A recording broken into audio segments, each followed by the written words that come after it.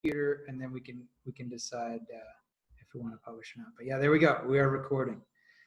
All right. How are you, sir? Good. I'm gonna set up OBS real quick, and it's gonna take a little bit of time. You're recording. You'll send me the recording when you're done? Yeah. I'll send it to you. Okay, great.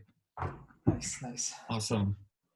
Well, hello, Luke Stokes. How are you, Xavier Hawk? I'm doing great, man. Yeah, it's been really interesting. The last it looks like we're cutting in and out a little bit there. Let's see here. Let me check my signal. So evidently all the networks are going down. The AT&T, T-Mobile, some of the other wireless connections, and it looks like our Wi-Fi is having some issues.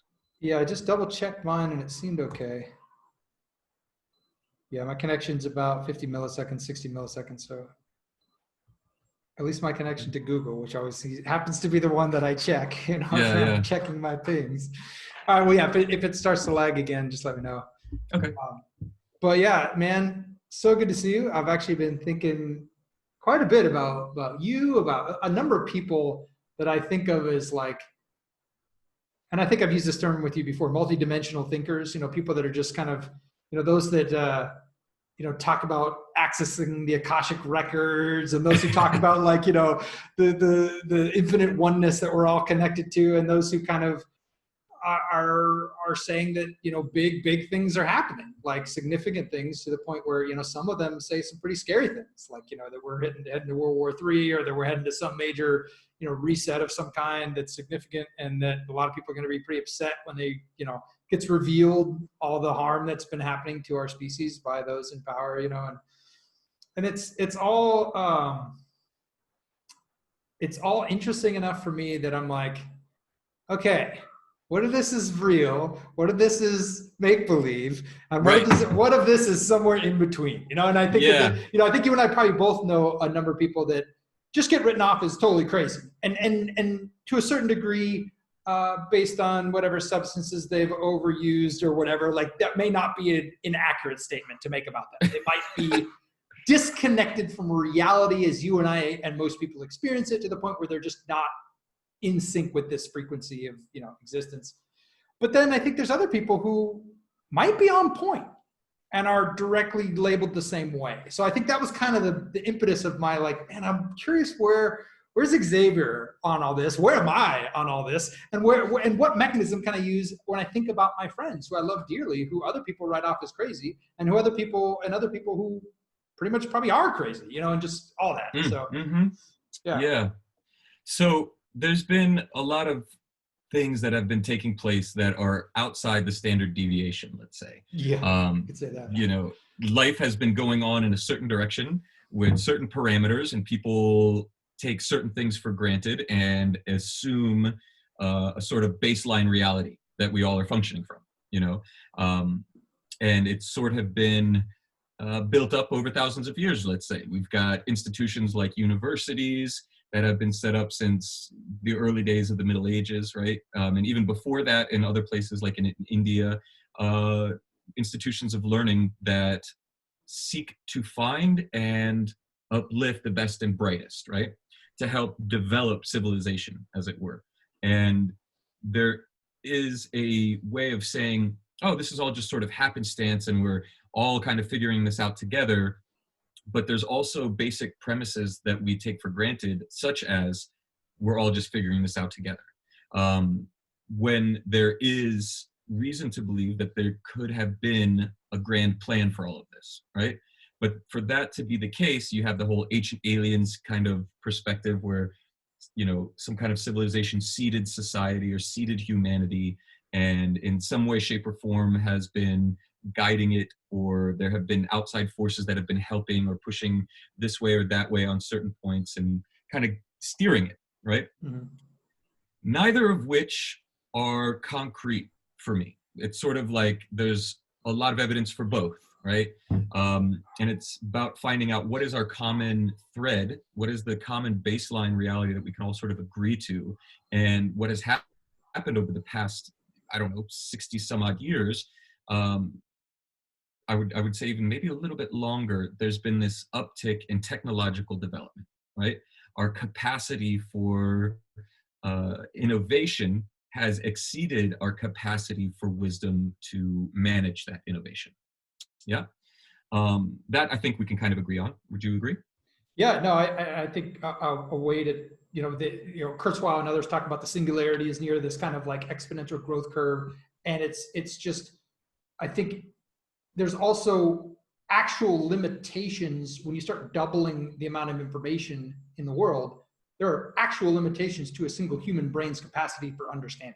So then you get, groups of people that work together to do really incredibly complex things, but no individual can actually understand them anymore, and you get to the point where, as that happens all around you in society, eventually people are like, wait, what is going on, But and to your point too, I think that technology is helping us understand more about ourselves as we understand that, we look further into the universe and also further back in time. So you have people that are looking at going, wait, 12,000, 13,000, 14,000 years ago, there was some stuff going on here. We're starting to understand this, which might rewrite the entire narrative of what we understand about human history. So there's like those things going on too that are like, wait a minute. And whether or not you go the ancient aliens route or not, there's still some evidence that's like, wait, we have to understand this because it might mean the stories we've relied on are not reliable. Correct. And you've got the Paracas skulls and the other elongated skulls, which have increased cranial capacity, which you can't get from cranial deformation, for instance. And they have different cuts in their brain, in their skull formation, which indicates that it wasn't just cranial deformation, right? And so that's interesting because I had always heard the story where that's just cranial deformation. They've done this a bunch. So I'm like, okay, so I'm curious about that. Very interesting. Yeah. So and are there many of these, or there's just like a couple? No, there's at least 20, 30 of these. And wow. if you believe the stories about the Smithsonian Institute, for instance, whenever they found giant skeletons in the United States, the Smithsonian would come and then they'd take them, right? And it's kind of like Indiana Jones and the first Indiana Jones, the Raiders of the Lost Ark, where they finally take the Ark and they put it in a box somewhere and just like, put it away. Yeah. That's essentially what they've done, or a lot of people believe that that's what they've done. But there are this is like the Nephilim and everything else. Like there's stories in our mythology that might explain who these entities would be, right? Yeah, and the whole ancient aliens theory and all of the different theories that are out there sort of kind of point into a certain direction where there was a species of humanoid. Actually, the evidence is that the age before the Ice Age, before the Younger Dryas, we actually had a number of different kind of humanoids, hobbits, Denisovans, Neanderthals. It looked more like J.R. Tolkien's Middle Earth than it did the standard like caveman Unga Bunga, doing what we kind of been told in contemporary history, right? And then you've got all the out of place artifacts. So there is a substantial body of evidence showing that what we know to be our ancient history is not what we actually know to be our ancient history, right? Yeah.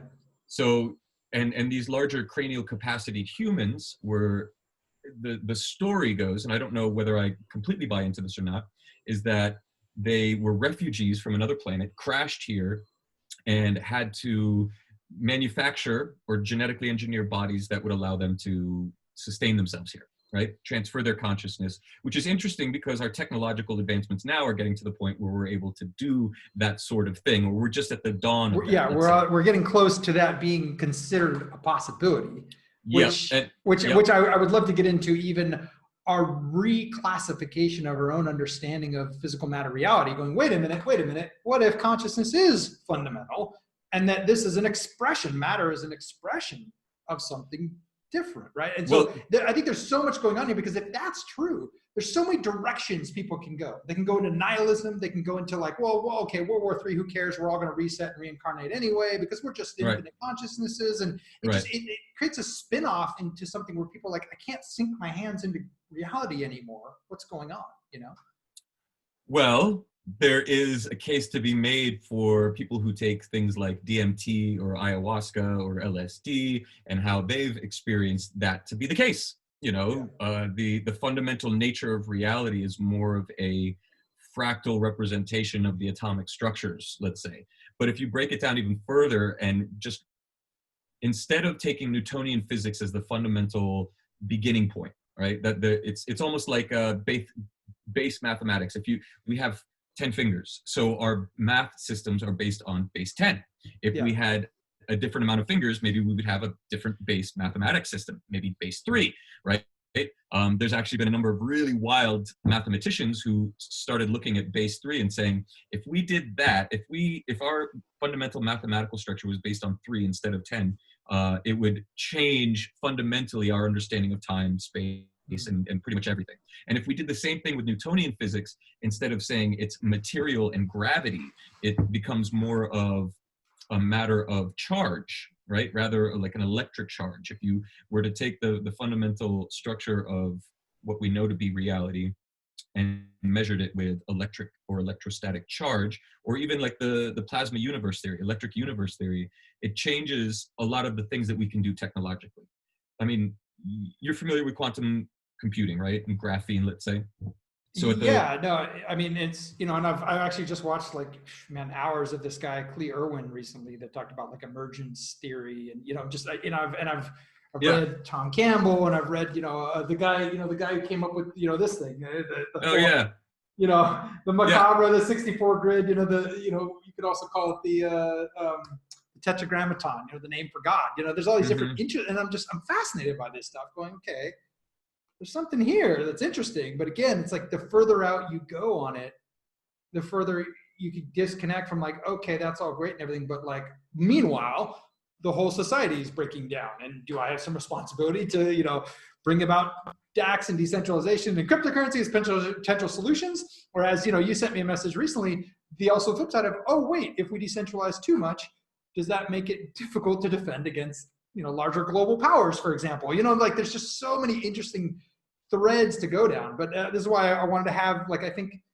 a lot of people want to have these conversations, but a lot of people aren't positioned in their lives to spend enough time to learn about this stuff, to even talk about them intelligently, as if they've actually read some books and they've done some research, they've seen some lectures. Whereas I think you and I have had the privilege, really is what it is, to be able to do that. So I love these conversations. I can have these conversations forever. And yeah, I'm glad we're recording them. If we don't get it too crazy off into, you know, because I actually personally wanted to dive into some of your story as well, because I think you've shared with me privately, you know, some of the things you've personally experienced, to tell you that like some of these evils are real and they're very concerning. And so it's like, to the extent you're comfortable, I'd like to go there as well, as we unpackage this story, to just, even if we just get to the point of you clarifying what you think is graspable and real, and me doing the same, that might be useful for other people, you know, because I think there's a lot of people right now just going, what is reality? Because like, as you said, the narrative has changed. It's no longer consistent.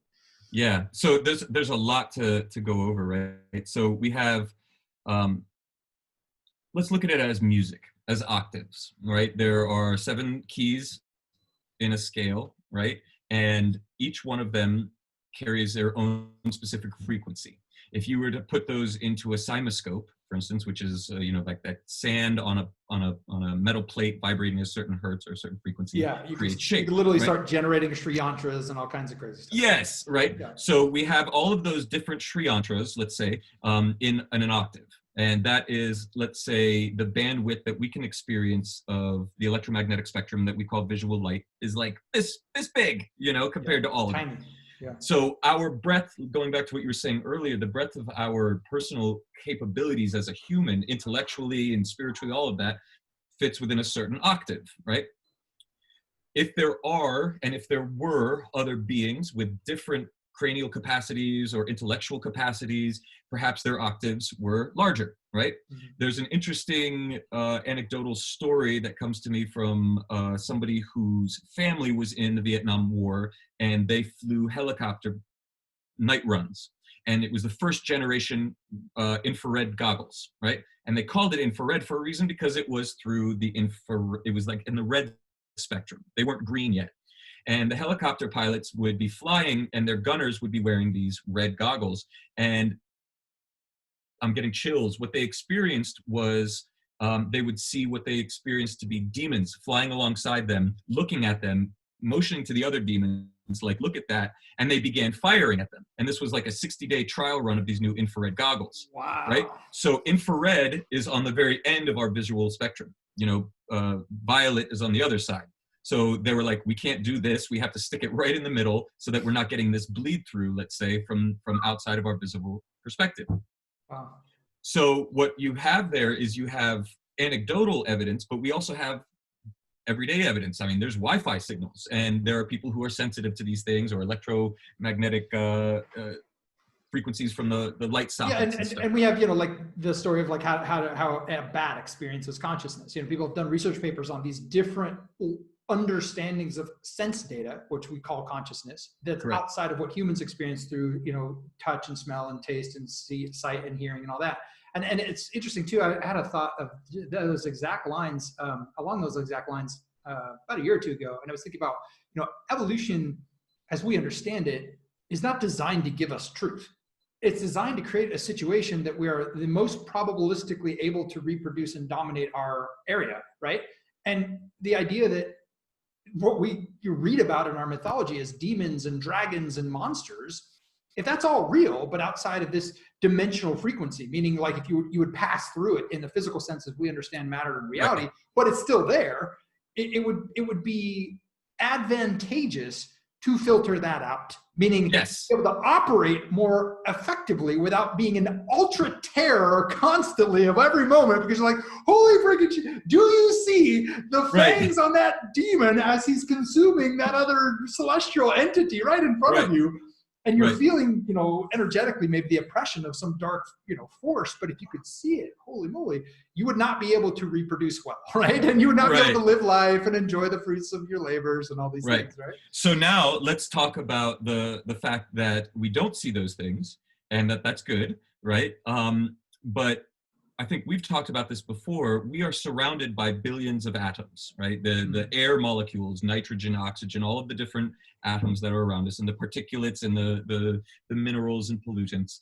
And we don't experience them. Like the reticular formation in the bottom part of the brain filters out 99.9% of all of reality so that we can have a baseline functional reality, right? Yes. And so if you were to remove that, which is what often happens with like an LSD experience. Yeah, a psychedelic experience. Yeah. Yeah, then people talk about the little elves and all of these different things that are like what the psychonauts talk about. There is common reference points in all these different people's experiences. So that also is anecdotal, pointing to more information.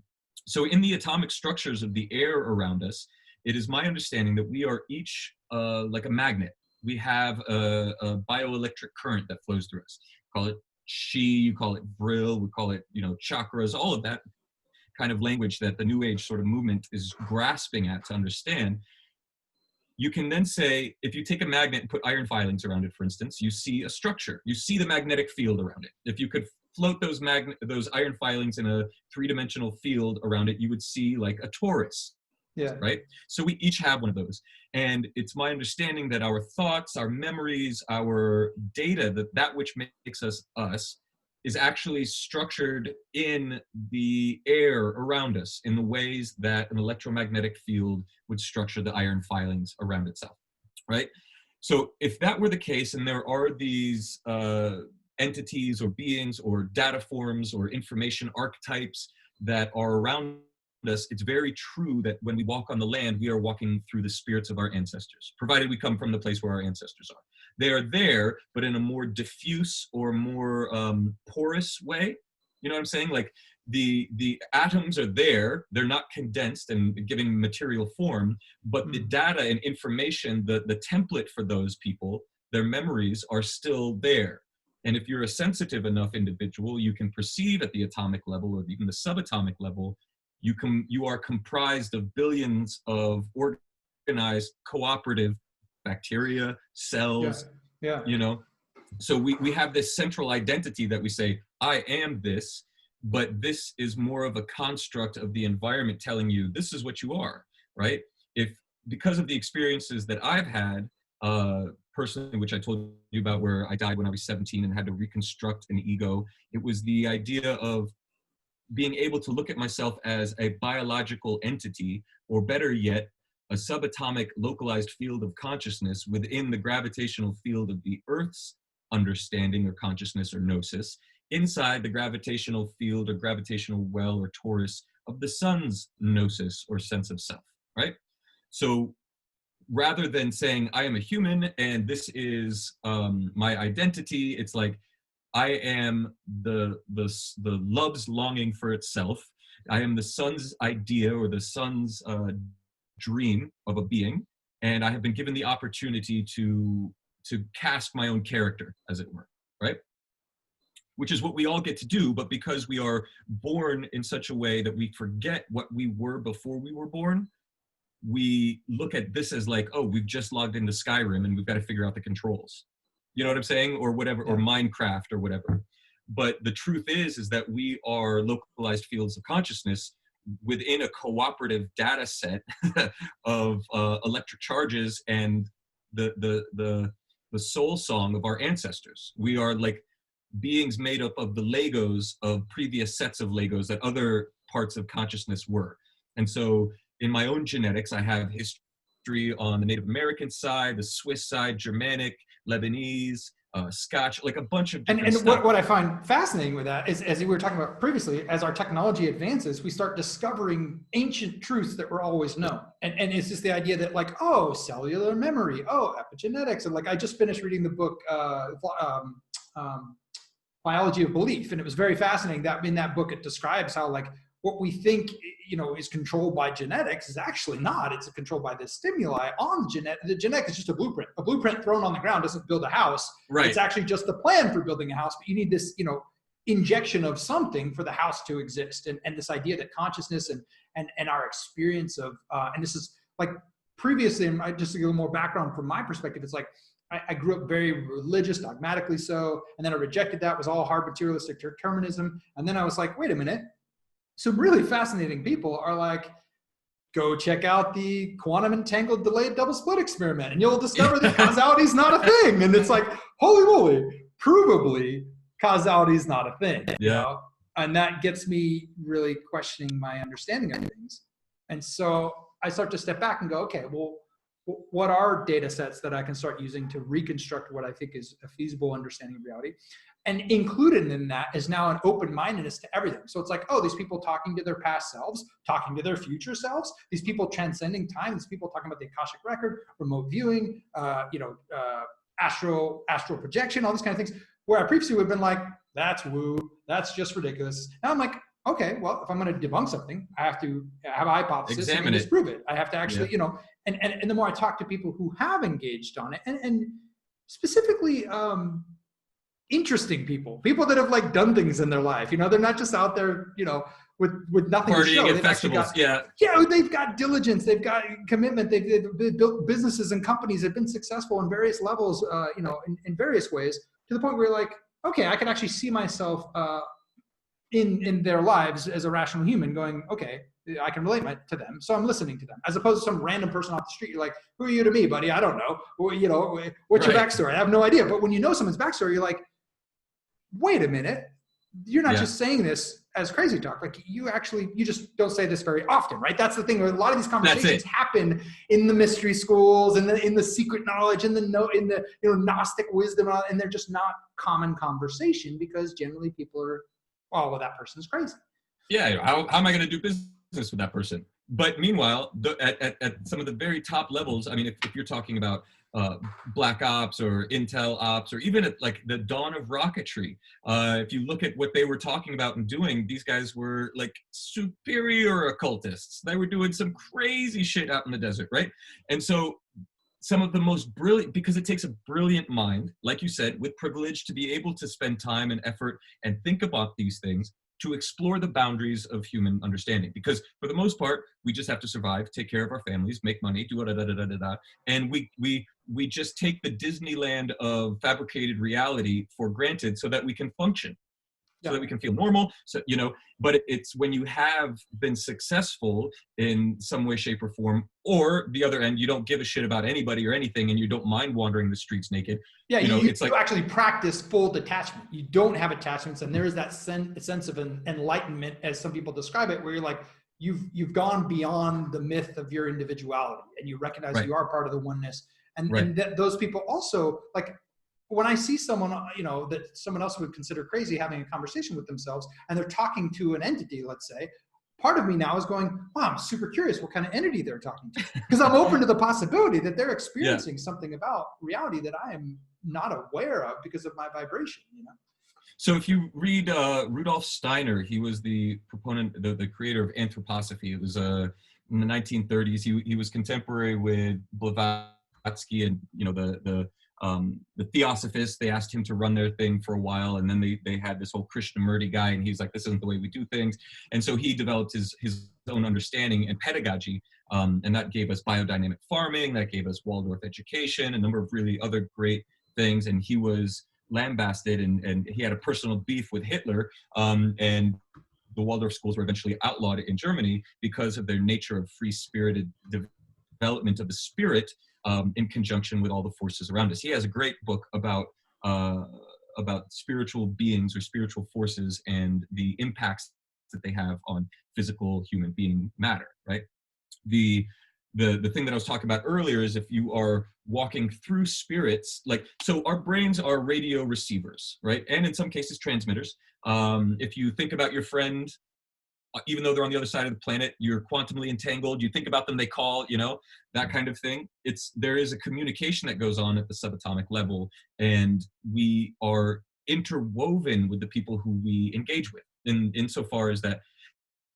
Let's just take this for example. We're sharing an idea. If we're in person, you feel my emotions, you feel the essence of the conversation around us, but now we're doing this on an electric, you know, transmission, you know, but we're actually getting, I think I'm still picking up the nuances of your feelings. I'm understanding what you're thinking about as you're following. Like, we are doing what we can do quantumly, but we don't trust that because of all of this misinformation, disinformation, and lack of comprehensive, concrete evidence of that, right? Interesting. Yeah. So it's not just, the argument would go that it's not just body language. It's actually something deeper. It's actually, It is.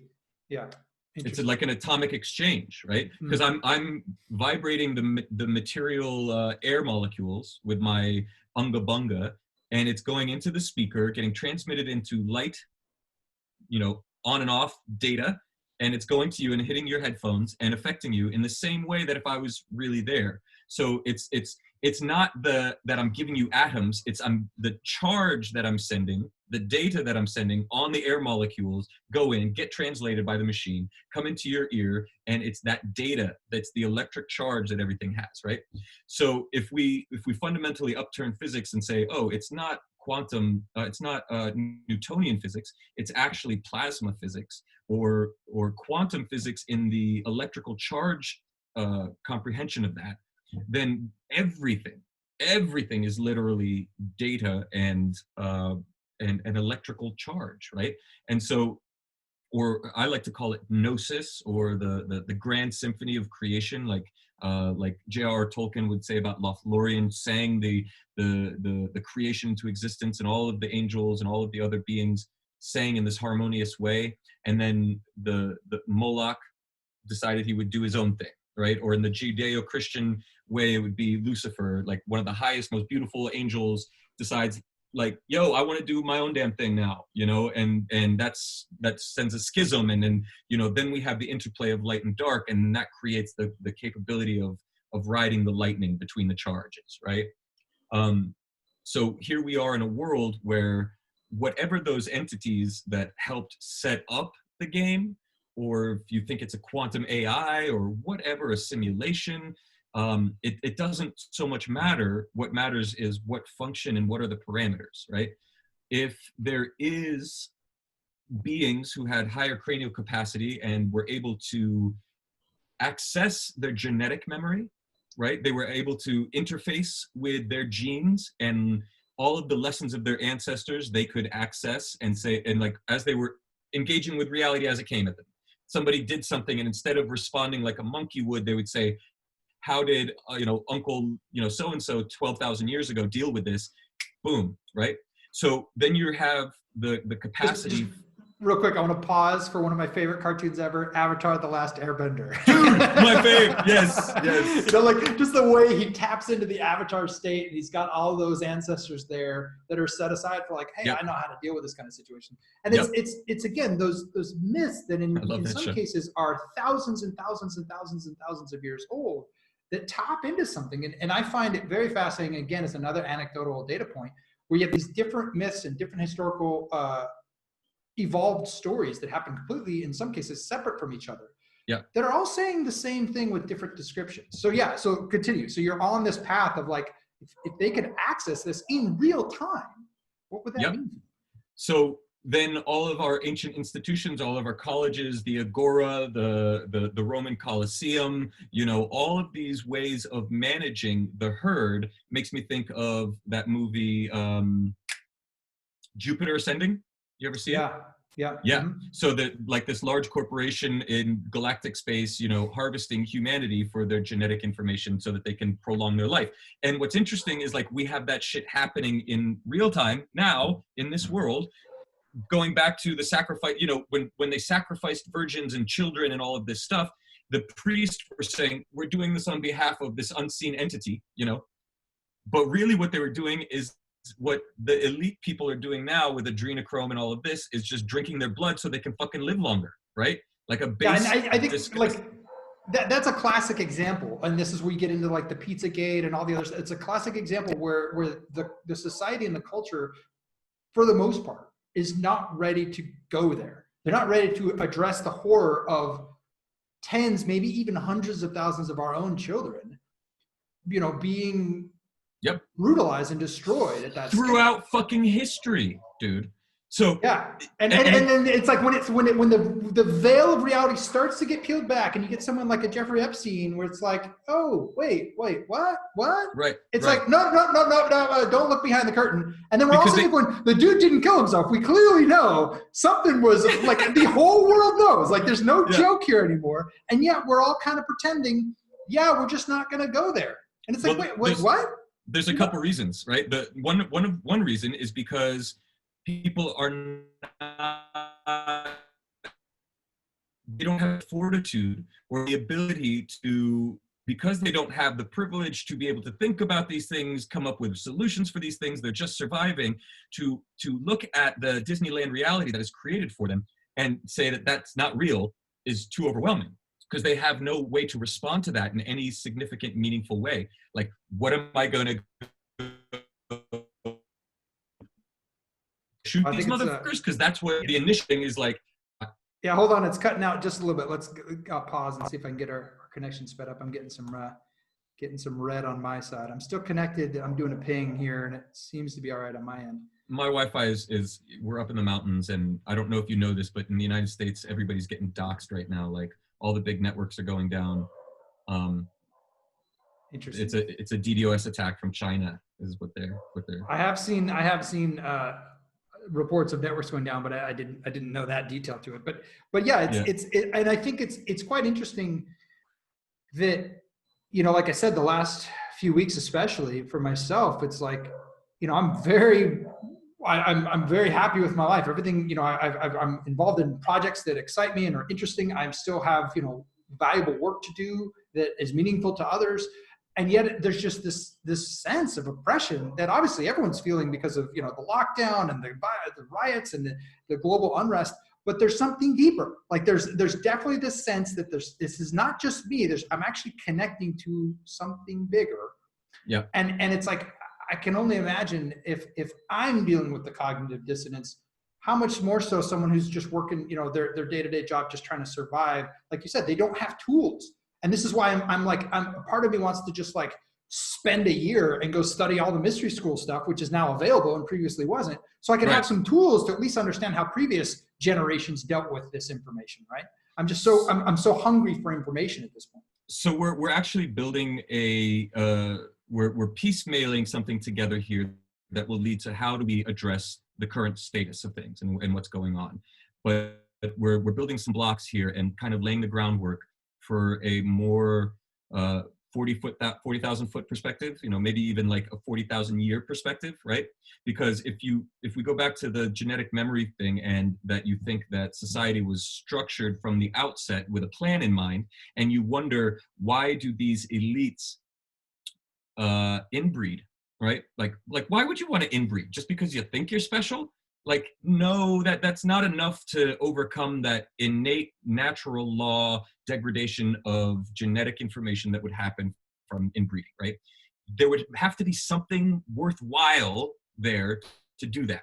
And what was told to me was what somebody like Leonardo da Vinci was able to access: their genetic information, their future and past. A lot of the devices that he invented, he was actually accessing his ancient genetic information from a time period where that shit actually existed, right? And he was an outlier insofar as that he had genetic descendancy from these elites, but was a bastard and outside the coat of arms, let's say. And when you look at a place like Switzerland, where one of their actual laws was the elites got to breed with the married couples before the husband did, right? So you ended up having, like yes, Braveheart, right? Yeah. Yes. And so you ended up having a population of people who were elevated, in a sense, by the genetic capacity of these people who were supposedly the genetic descendants of those who came to Earth with the big heads or whatever, and had that genetic capacity of genetic memory. And not just genetic memory, but what we had just talked about, the transference of data at a cellular or emotional or intuitive level. So that, and this is something that I believe that I am possessed of. Like, I can sit and listen to a story of yours. If you're telling it with emotional and you're with emotion and you're feeling it, it's as if I am experiencing it myself, right? And so the benefit is that I get to benefit from your life experience, because I do not think of myself as a separate entity. I think of myself as a reflection of you. It's almost like the sun is looking at itself through its own different characters, right? And because I have that I do not have the predisposition to saying I am the singular individual. My ego does not exist in that regard, other than as a function of my soul's expression, right? It is a tool. It is not my master. It is also important that I do not have judgment, but complete love. Because if I am experiencing you with love, then I have no judgment, and therefore I am more capable of accessing your data and your information without hindrance, without interference, without lenses and resistance, right? The charge flows positively with high amperage, let's say. Yeah, one of the ways that Thomas Campbell describes it that I really liked was like, imagine the absolute unbounded oneness, the sheet, and then it starts to have a real deviation, and then eventually it creates an oscillation, that eventually creates time, and then yes. It evolves, and some versions of time are more effective than other versions of time. Consistency in time becomes a thing, and you eventually get to all these different universal constants and stuff. But he talks about like this white sheet. If you were to put your hand in one part of it and another part of it, and play out an act of two different pieces of the same sheet. Yeah. Conversing with each other, that's essentially an understanding of what's going on. And this, I think, is one of the key things that I'm processing, because it's like, I've had certain interesting experiences. I've tried some psilocybin, I've tried a little bit of DMT, I've tried different things, and it's always been kind of like, okay, that's interesting. I could certainly convince myself that I've altered my receptors enough to have an interesting experience, but am I really tapping into something more divine than that, or something more cosmic than that? And it's like this idea that if I go down fundamentally, we are just all these, like you said, electrical charges, right? I mean, if you go down deep and deep and deep, we're all exactly the same. Empty space. And everything is the exact same. I mean, matter, energy, light, I mean, it's all the same. And yet we have this perception of difference. And so that's the part where I'm like, okay, I know it's all the same. I know that. Like, I've actually done enough research to cognitively understand to the best. But I still argue with my wife. Why? Yeah. It's like, and I'm still having this experience of time when we go, like, time is most likely not a real thing either. It's just the way that we process our experience. And so it's super fascinating. So I'm enjoying this. So let's say you have a mass collection. Let's say you are a symphony and you have, like I said, all of these different notes in the octave, but the collective the symphony is increasing in tremolo or timbre, thank you, and intensity. The timpanis are going off, and it's raising, you know, and like it's just getting higher pitched, right? The sun, for instance, is increasing its shaking, let's say, or its output of I mean, it's off-putting billions of tons of material into space every second. You know, it is literally creating atoms, and we are clothed in those atoms, right? The sun is creating the atoms of which all the planets are made. So it is, in a sense, like a plasma field with coagulation of form. And it's interesting that time goes faster the farther you get away from Earth, right? So the satellites and GPS satellites have to offset for time dilation, and have had to since they were conceived. Because, yeah, and this is one of the ways that they definitively proved a number of Einstein's theories. So like we directly have the reason, you know, in physical matter reality to demonstrate he was right. Yes. So now we have broken that time barrier. It's not in public, you know, we don't have phones that are breaking timelines or shit like that, but the military does. CERN has I've heard about these time phone things, you know, you go down some of those rabbit holes and they're quite fascinating, right? Yeah, and so... on that point, do you remember the movie Arrival? Another great movie where they learn a new language that gets their brain and the atoms of their brain to reconfigure in different ways. So, you know, I don't want to give the whole movie away, but the character is starting to experience reality in a completely different way. And it directly does one of those time phone hacks, you know, like, and it's like that saves the whole everything, right? Yeah, yeah. So that's actually what's happening right now, right? So, but because the symphony is growing, the complexity is growing, our capacity for comprehension is growing because the boundaries of our understanding have increased and they will not go back, but we have a large segment of the symphony not yet understanding where it's going, right? And if the violins are out of tune, you can't get that big boom that comes when you get to that apex, right? And so what we're finding is all of these separate individuals or parts of the symphony of our own song are out of sync with where the boundaries are.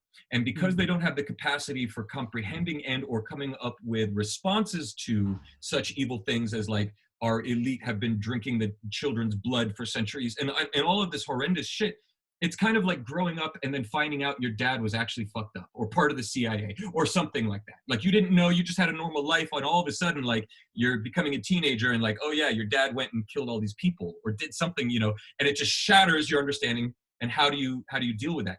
There's trauma there because nobody likes change, not even babies when you're changing the diaper, you know, especially rapid change. And so here we are with technological advancement that outpace our capacity for comprehension.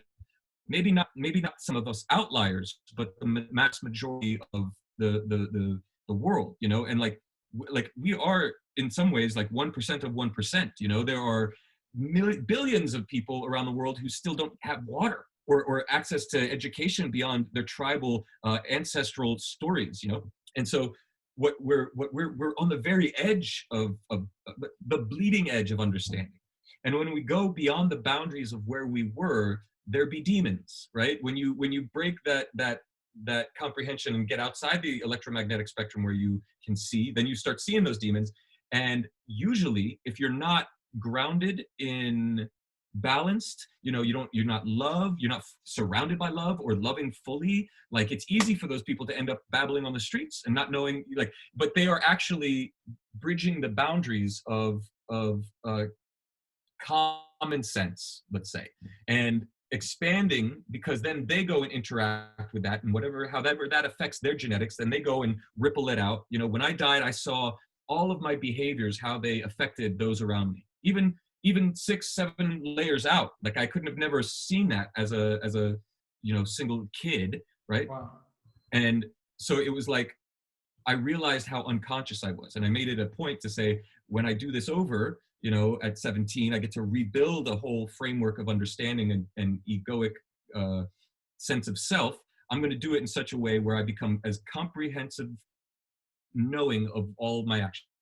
be super disciplined in my thoughts, super disciplined in my behaviors, in the ways that I affect people, so that I'm only sending that which would be supportive to the system. So that which would support being the upliftment of our, from one octave to the next of our symphony.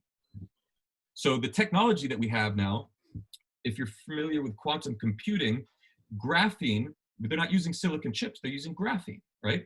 And if you take graphene and make it 1 atom thick and put an electric charge through it in a vacuum or temperature like 0 Kelvin, like what, you know, space basically, like really fucking cold, it has no mass.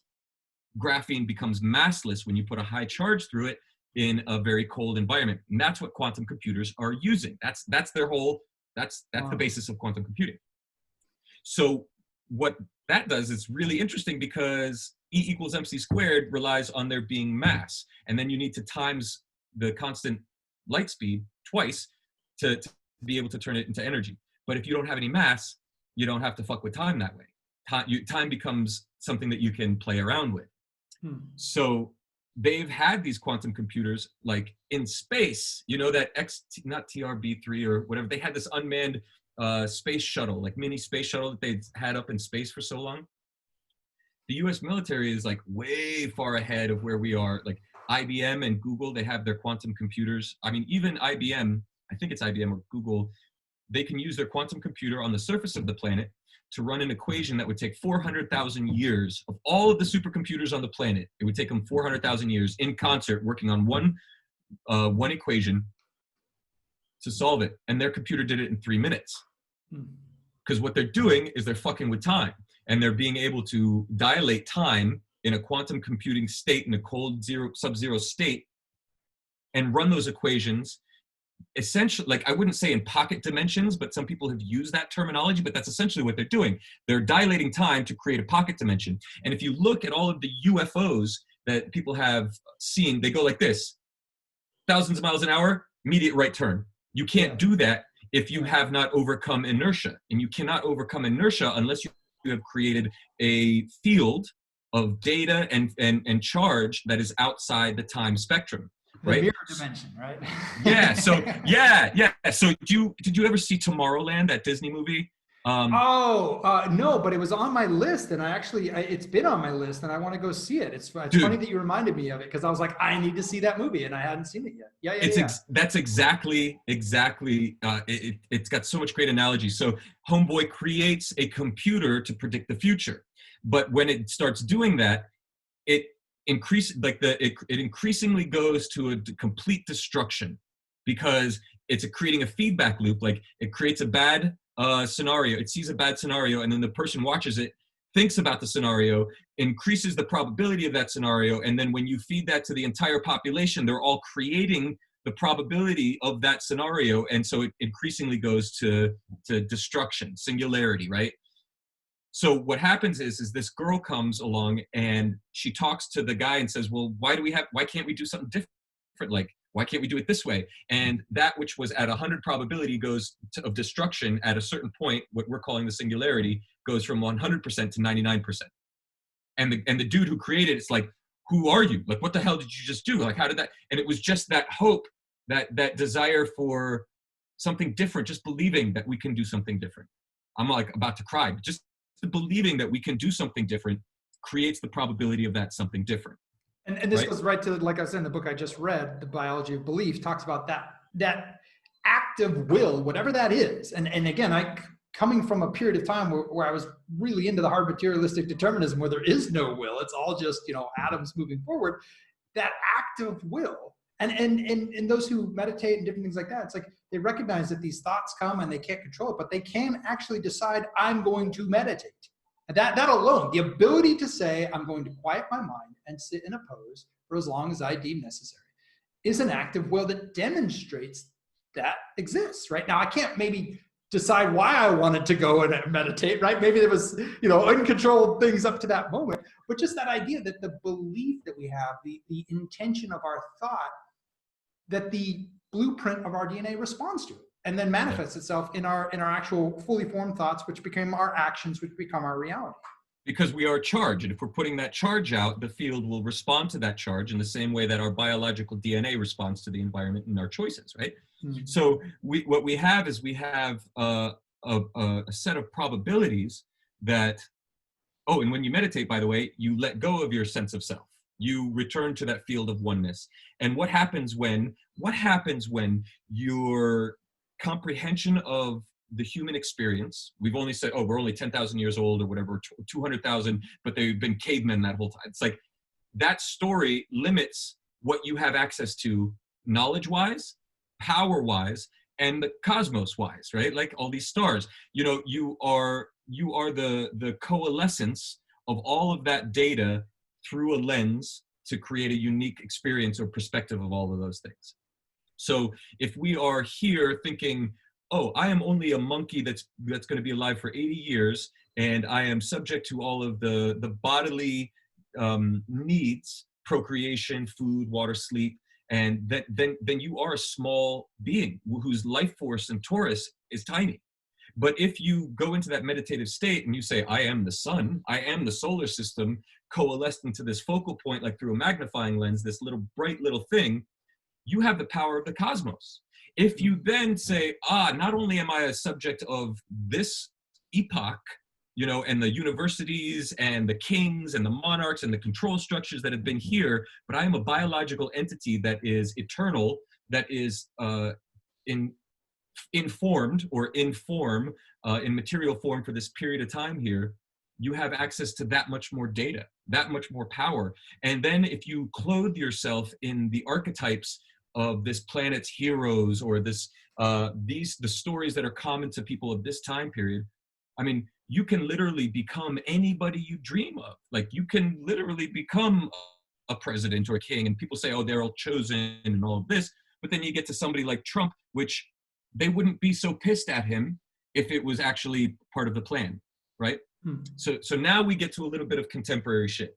So with quantum computers, they can break the time barrier. You can potentially communicate. You can send fucking text messages from the future to the past, right? Potentially, if you've got a quantum computer in the future and a quantum computer now. But if the majority of the people of the planet are not capable of handling that sort of rise to the next octave, they will burn away, kind of like the cities are burning. All of these old structures, all of these old encapsulating, limiting beliefs and imprisoning data sets are being burned away and challenged. And those who control the planet, who literally do, and because you know of a little bit of my experience, I've interfaced with these people biologically, like actual three-dimensional interface. Yeah, I wanted to touch on that a little bit because I think you have a unique experiential knowledge that is, I would interpret, something that drives you with a confidence that allows you to progress at a momentum that is uncommon. Whereas someone like myself, who's just like, man, I've read the lizard people stuff too. I don't know if any of that's real. You know, it's like, I've never come in contact with, entities or people that are literally harvesting children, right? Like, but I know people who I love and trust who tell me, yeah, sorry to tell you, that stuff's real. And even those who, call themselves light workers and things like that, who've actually, published about their experiences going into certain situations and dealing with that stuff. And then coming out of it going, wow, man, that was an intense day of work. Man, why am I crazy? Is that real? And then they kind of ask for some, sign that was real. And then they flip open, the news or a newspaper a couple of days later, and somebody got busted for the exact experience that they were part of, that they realized this, someone getting, abused or something like that at that level. And so it's like, I feel like just as you were describing earlier, where you can energetically receive data from someone else's lived experience in a way that empathetically changes your belief system, your DNA, the way your expression of reality. That is, I think, the impetus for this call. This is the reason I was like, I need to connect with Xavier, because you've experienced things that I haven't. And I might go so far as to say, I'd rather maybe not, right? You're tracking with me? And yet I have had enough experiences in my life to know that I have a level of, what do they call it? Emotional intelligence to be able to receive data from you that could be really valuable maybe not just for me, but for others I can help, right? Or explain the story to, right? But So there's that experiential knowledge, the fact that that's Yeah. not there. It's a very, I think, a key part of the story, because when you say things, people be like, well, how does he know that? And that's kind of the question. It's that doubt that shrouds it and says, no, we're going to bring the spectrum back in. Don't go there. Don't go there. Bring it back in. Say, oh, he's talking about Switzerland. He must be a white nationalist. They're like, like, exactly, right? It's just people bring it back in, and they're like, we won't let ourselves be open-minded enough to go somewhere because we're afraid of where it might take us, right? Well, ultimately, people are insecure of what they are because they don't know what they are. They think that they know what they are, but they are effectively like Snow White in Disneyland, a character that they think that they are, and and they don't remember what they truly are. And what I'm, I don't. What's that English fellow who says everybody's lizards? Like he's just off his. And he's fascinating too. I've watched a number of his stuff, and he kind of is on the top of people's consciousness because he did the real thing with London Real recently, and that was really went viral, and they kicked him off shut YouTube. It down. Yeah. Super interesting stuff. Yeah. Anyway, so like, are they really lizard people? Like, no. Like, come on. It's more about like what I was saying. There are other humanoids. Like in this next decade, I would say, for sure in this next century, we are going to be interfacing with non-human beings. Like it's just going to happen. The Navy, the CIA, everybody's saying like, look, UFOs, what are all these things? Well, a lot of them are our own tech. We have a lot of capacity and capabilities and advancements that are not public, right? The human farm, right? And I do believe it. So did you ever watch Hamilton? Or familiar with the soundtrack?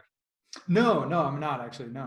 My kids have been totally into it. It's been really like poignant at this time period, especially. Like my kids are totally into it and listening to it all the time. So there's this song where General Washington comes in and he's like, we're outgunned, outmanned, and outplanned, and I'm like, oh shit, that's really what's happening. Like people are yearning for freedom and truth, but they are not ready to comprehend or deal or respond to it because we are facing a monolithic, ruthless conspiracy that uses covert means in political, like everything JFK said was legit, and he was the president, and he found that shit out, and they killed him. And it's like the CIA did that, the FBI covered up for it, and they're doing that on behalf of the royal families, all the royal death racket, right? The people who have been rulers of the world since the inception, because they still carry that genetic information, the ability to transfer data between themselves without,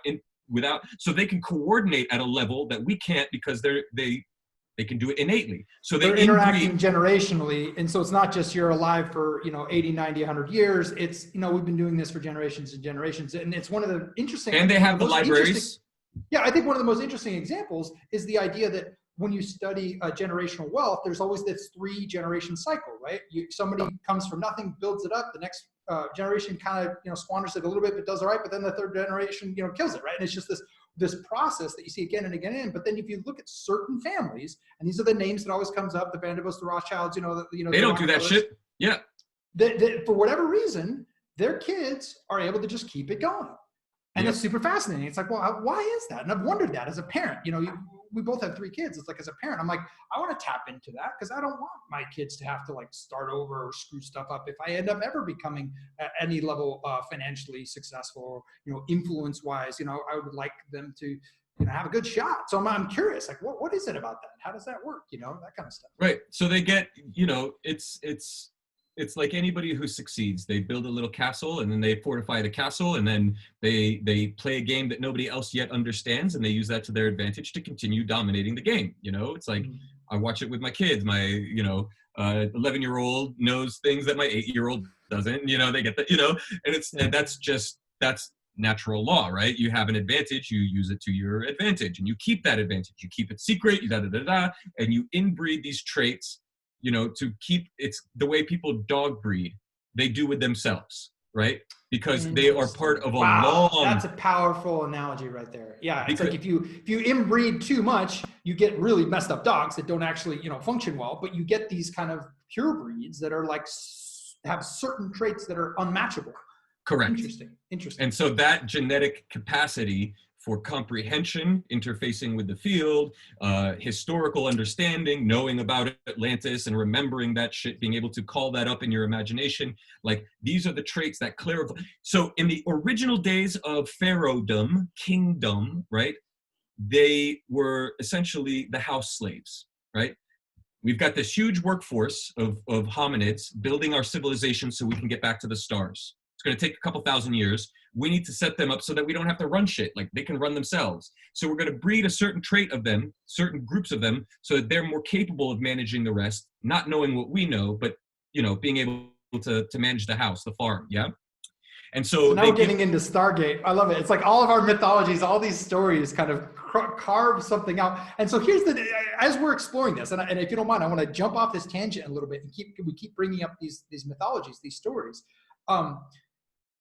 I would love for you to inject at whatever level you're able to say, okay, so here's the myth of what I'm describing, but here's, for me personally, why I bring it out of myth. Why I say it the way I do, which is, this is the way it happened. This is the way it is. Because I think that piece, for me personally, is very fascinating, because you do come across with a very strong confidence, and others like you that I've interacted with and interfaced with who seem to just know. And when I press them on it, they're like, well, the Akashic records, or, you know, I've been part of these mystery schools, or, you know, they all have, you know, I'm into astrology and I've read, you know, these different things, or whatever. And that's the part that I'm like, because when I have to bring this to other groups of people that, again, haven't had that experiential knowledge, that's part of what I feel, you know, is my role, is to try to explain some of this stuff to groups that would otherwise never interface. People who would otherwise never go there, to be like, no, my worldview doesn't even let me conceive that that's possible. So when we can drop in these nuggets of like, so you're describing an alien force, is this because of deep research you've done, because of classified information you've seen, or like, how do you have the level of confidence you do? Because it's fascinating to me. So I don't want to get into a lot of the details. And it's not because it's Akashic records or any of that bullshit. I ended up, a lot of the things that I've learned from a specific individual who was very influential in my life, I would say.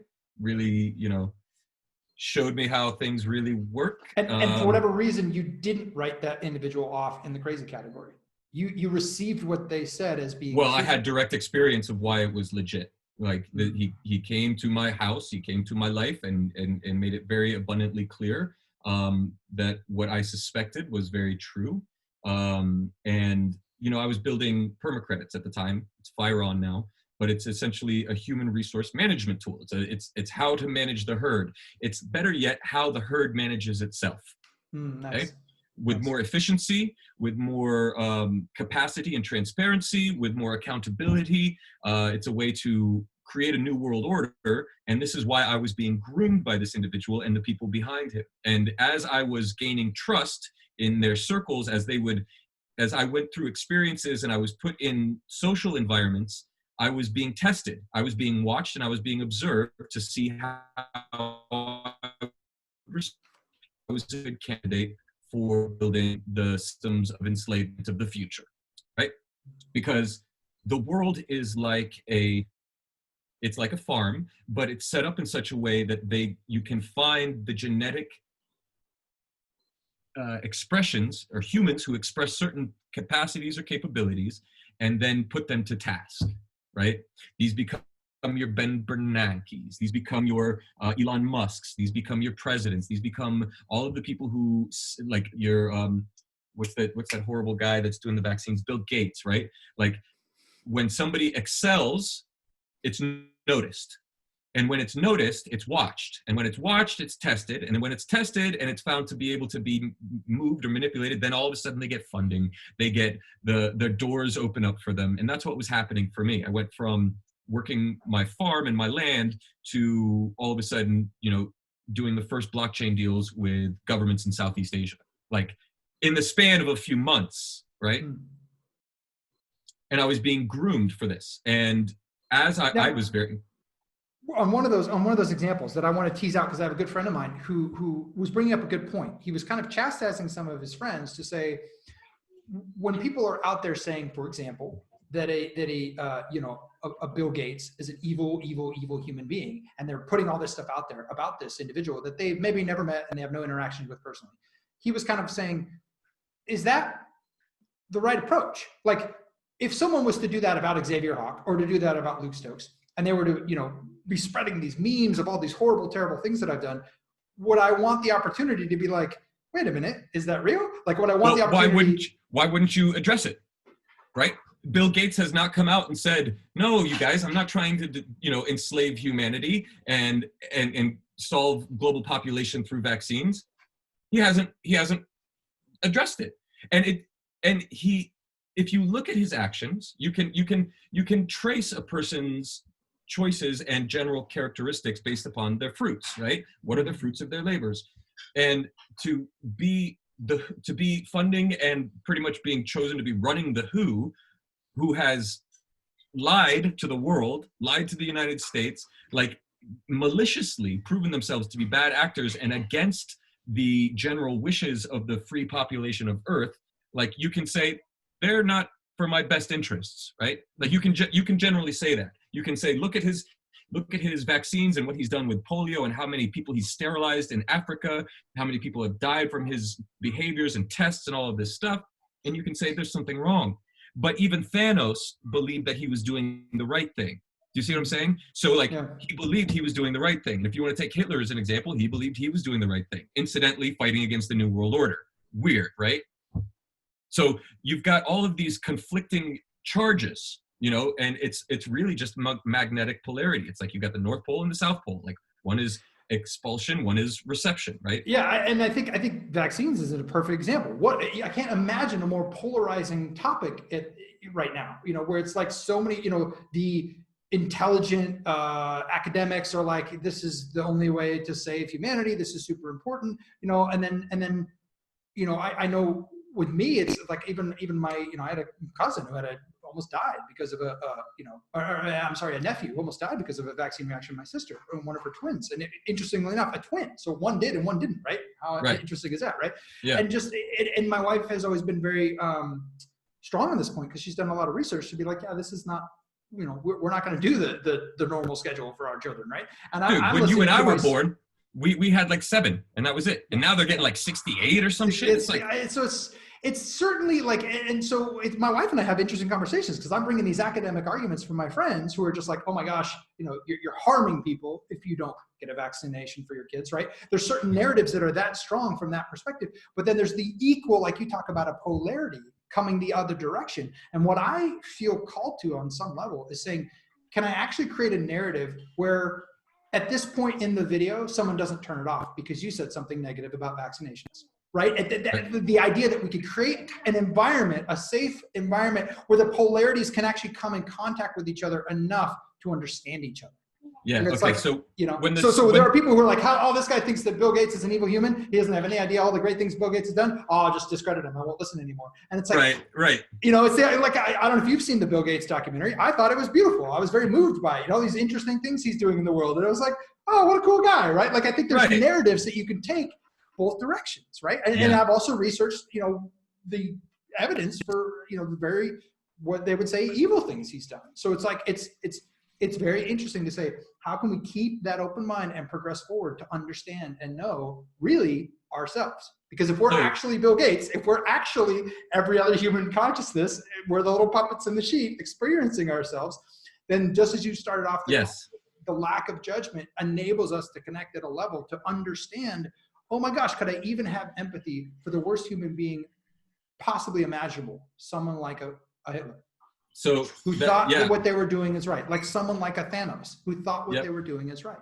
Yeah, I don't know about you, but like I've rewatched Star Wars and Avengers with the the Empire never experienced more peace than when it was run by the Emperor, and like it's like who's the good guy and who's the bad guy really, just because they are expressing the polarities, right? Because if you look at the sun, every so many odd years, it flips its polarity. I don't know if you know this, but it does. And like our whole field flips.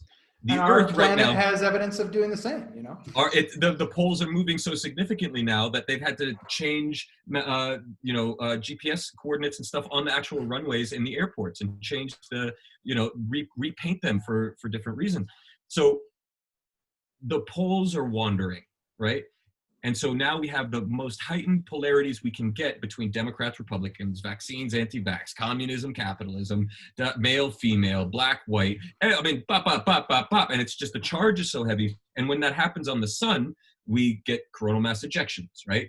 And if we have enough of a charge polarity on our planet, because it all goes back to charge again, like we started this conversation, if you flip Newtonian dynamics down and re-scratch, base 3 instead of base 10, if you take the fundamentals and shift that, the whole thing becomes a little bit more clear. This whole idea of dark matter shifts when you understand it's a plasma universe. So if the sun releases an electrical charge and the Earth is at the right kind of polarity and its poles have shifted enough or whatever, like those little purple balls that you touch and you see the little plasma line in there when you touch your fingers, you create a grounding effect. So it's the transmission of data and the increase of molecular rapidity, like the frequency at which the atoms gyrate, that creates a higher octave, a higher vibratory state, right? So this is when they say akashic records and all of this stuff.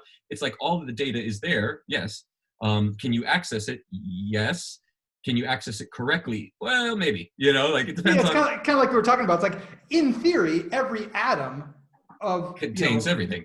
Like if I wanted to have a conversation with Benjamin Franklin, in theory, every atom that made up Benjamin Franklin exists in this world, in this universe. It's here. It's just not organized in the right structure. Now, if I had some out of bounds process for doing that, what I love about the quantum, we talked briefly about the quantum entangled delayed double slit experiment, is we're starting to bring inbounds things that are somewhat observable, like quantum computing, like you're describing, in a way that's like, wait a minute, that's observably out of bounds. It's like, it's demonstrated. It's almost like you're looking in the light spectrum and all of a sudden you invent X-rays and gamma rays and you're starting to expand the field and you're like, holy moly, I can measure all this stuff now. And I think it's that potential that at the same time skews way off into woo. It goes way off into craziness where it's like, well, I can just throw the word quantum in front of everything and now everything's possible and I can just go live as a hippie and not worry about anything, right? It's like, wait, not quite. Yeah, no, you have to ground it. It has to be grounded in balance, in love, in, like I have to be able to take care of my family. I have to be able to interact with people in a reasonable way and then have a certain degree of confidence to do business with me, to be able to operate with governments and with infrastructure and all of these other things, and I have to play within those bounds and not push those boundaries for other people because that's not where they're at. They want to just get this next thing done so they can achieve their very materialistic goals for their personal lives, because that also serves the grand symphony. You can't have the lead violinist just going off all the time or else the whole thing just is fucked, and the composer has to have a little bit of, understanding of where things are going, and can't be like in the middle of this grand symphony while everybody's watching, like, hey, we're going to explore this thing right now. It's like, no, you have to stay within a certain kind of balance, right? And so what that does is we're looking at, like, again, we come back to the capabilities of the human species are increasing. Our technological advancements have gotten us to the point where we're beyond the time barrier. At least some of the human beings that experience and interface with these things are beyond the time barrier. And the fellow that I interfaced with, who's telling me all these things, the reason why I can speak with such confidence, based upon my own experiences, my own research, and also my own interfacing with these beings, I don't want to say beings, they're very, very much like you and I. They just have different genetic traits that are still within their bounds, and they operate outside the boundaries of the Disneyland world that has been created for us to harvest us, to figure out who's going to be applied to make the next rockets and do the next things to advance their agenda, right? And then somebody like me comes along and is like, well, fuck you, like, why don't we just do this and make it even more beautiful? Well, who are you, chicken, to tell me, the farmer, how this is going to be run, right? Yeah. And then it's like, well, I am not just a chicken. Things have changed here, obviously. There is something different. Maybe I am an outlier. Maybe I am a sign of what's to come, but it is coming. And so you either fucking get in balance yourselves, Mr. Farmer, or your whole shit's gone. And that's that. Like, you want another fucking 20,000 years of trying to build another civilization to get, or you want to be stuck here? Like, it's the exact matrix, you know. And they were, again, I love it. We're touching on all these myths where it's like, and I was actually thinking this today. You know, I was like, and the thought that came to me today, if you're, and I'm sure you're familiar with the matrix, is that the city of Zion was just another form of control. And I actually started thinking, is blockchain a city of Zion? I sure hope not. You know, it's that idea that like, we think we're building cryptocurrency, we're building a tool for freedom, and then it's like, no, we just need a better way to track all you. You know, we need a better way to tag you and put your reputation and identity on an immutable, uncorruptible, like you can't even turn it off system that's always on forever. And this is what, you know, we see with the, you know, the reputation systems in China and other places, which, you know, you've told me in the past that you've had some kind of experience with to understand them at a deeper level. And so it's like, it gives me pause, because I'm on different groups that are trying to figure out how to do reputation and identity. And I'm talking to people who are just like, that's super dangerous stuff. Be very careful. Don't go invent that, because in your Oppenheimer, you invented the nuclear bomb, right? And so we have become deaf. That's what I realized. And when I realized that, that's when everything shut off for me. Like, all of my influence and money and all of these things, like, and don't stick your neck out again. You go be fuck a little chicken, and you stay a little chicken, or else, you know. And so it was very difficult, because like, if people understood really what they were up against, or what they were encapsulated by or controlled by, like, they would not be able to sleep at night. And I'm not saying this because like, oh, I'm so special. It's like, no, it's fucking hard to go, we are the apex predator, to realizing we are not. We are the batteries, right? For lack of a better term, to use the Matrix analogy. And you can't break out of that. But like, our soul yearns for that, the unboundedness, the striving for the Godhead, the return to complete unity. And this is why we think, you know, it's a prison planet and all this stuff. And it's like, nope, it's the symphony. And you are in a part of the symphony that is dense. And that's why you're experiencing time and material and space in the way that you are. And thank God that you are, because otherwise you would just dream, whatever you dreamed up would just happen, but you wouldn't be able to experience it. You would just be able to observe it, right? And so in so many ways, we're blessed because we get to experience it, but the boundaries and the code, if this were Minecraft, you know, are set by certain parameters. And once the observer, or the dreamer in the dream, begins to awaken and begins to understand those parameters and begins to see the code behind everything, you can start coding yourself, coding reality. And that is, I think, the fundamental terror that you were speaking about in the very beginning, where it's like, we are not capable of comprehending the totality and the granularity of detail that goes into understanding the fractal at all of its magnification levels. Not just the one you see, but the one that's 12 layers deep, but you can still see, like, you like, there is nothing to do but pray. You know what I mean? Because like, I don't want to be responsible for creation, right? A human is not capable of that. But if we are given I did not want money, I did not want wealth, I did not want fame, I did not want any of these things, but as tools in order to create a liberating environment. I contemplated a potential set of scenarios in the human field and the human experience in the 21st century of how we would be able to create a truly intergalactic society of wise, intelligent, comprehensive, deeply feeling, deeply psychic human beings, right? And I did not want anything other than that. And for some reason, that ran contrary to the farm mechanism farmers, right? So in order to... I mean, it would be like our pigs, who are highly intelligent, kind of going, hey, wait a minute. I know you love bacon, but like, I'm crying here and I have emotions, and like, that's my daughter. Can you please not kill her? Also would be like, what the that pig just told me how he feels about his daughter. I can't have bacon ever again in my life. And it's like, well, the bacon industry's probably going to be pretty upset about that, right?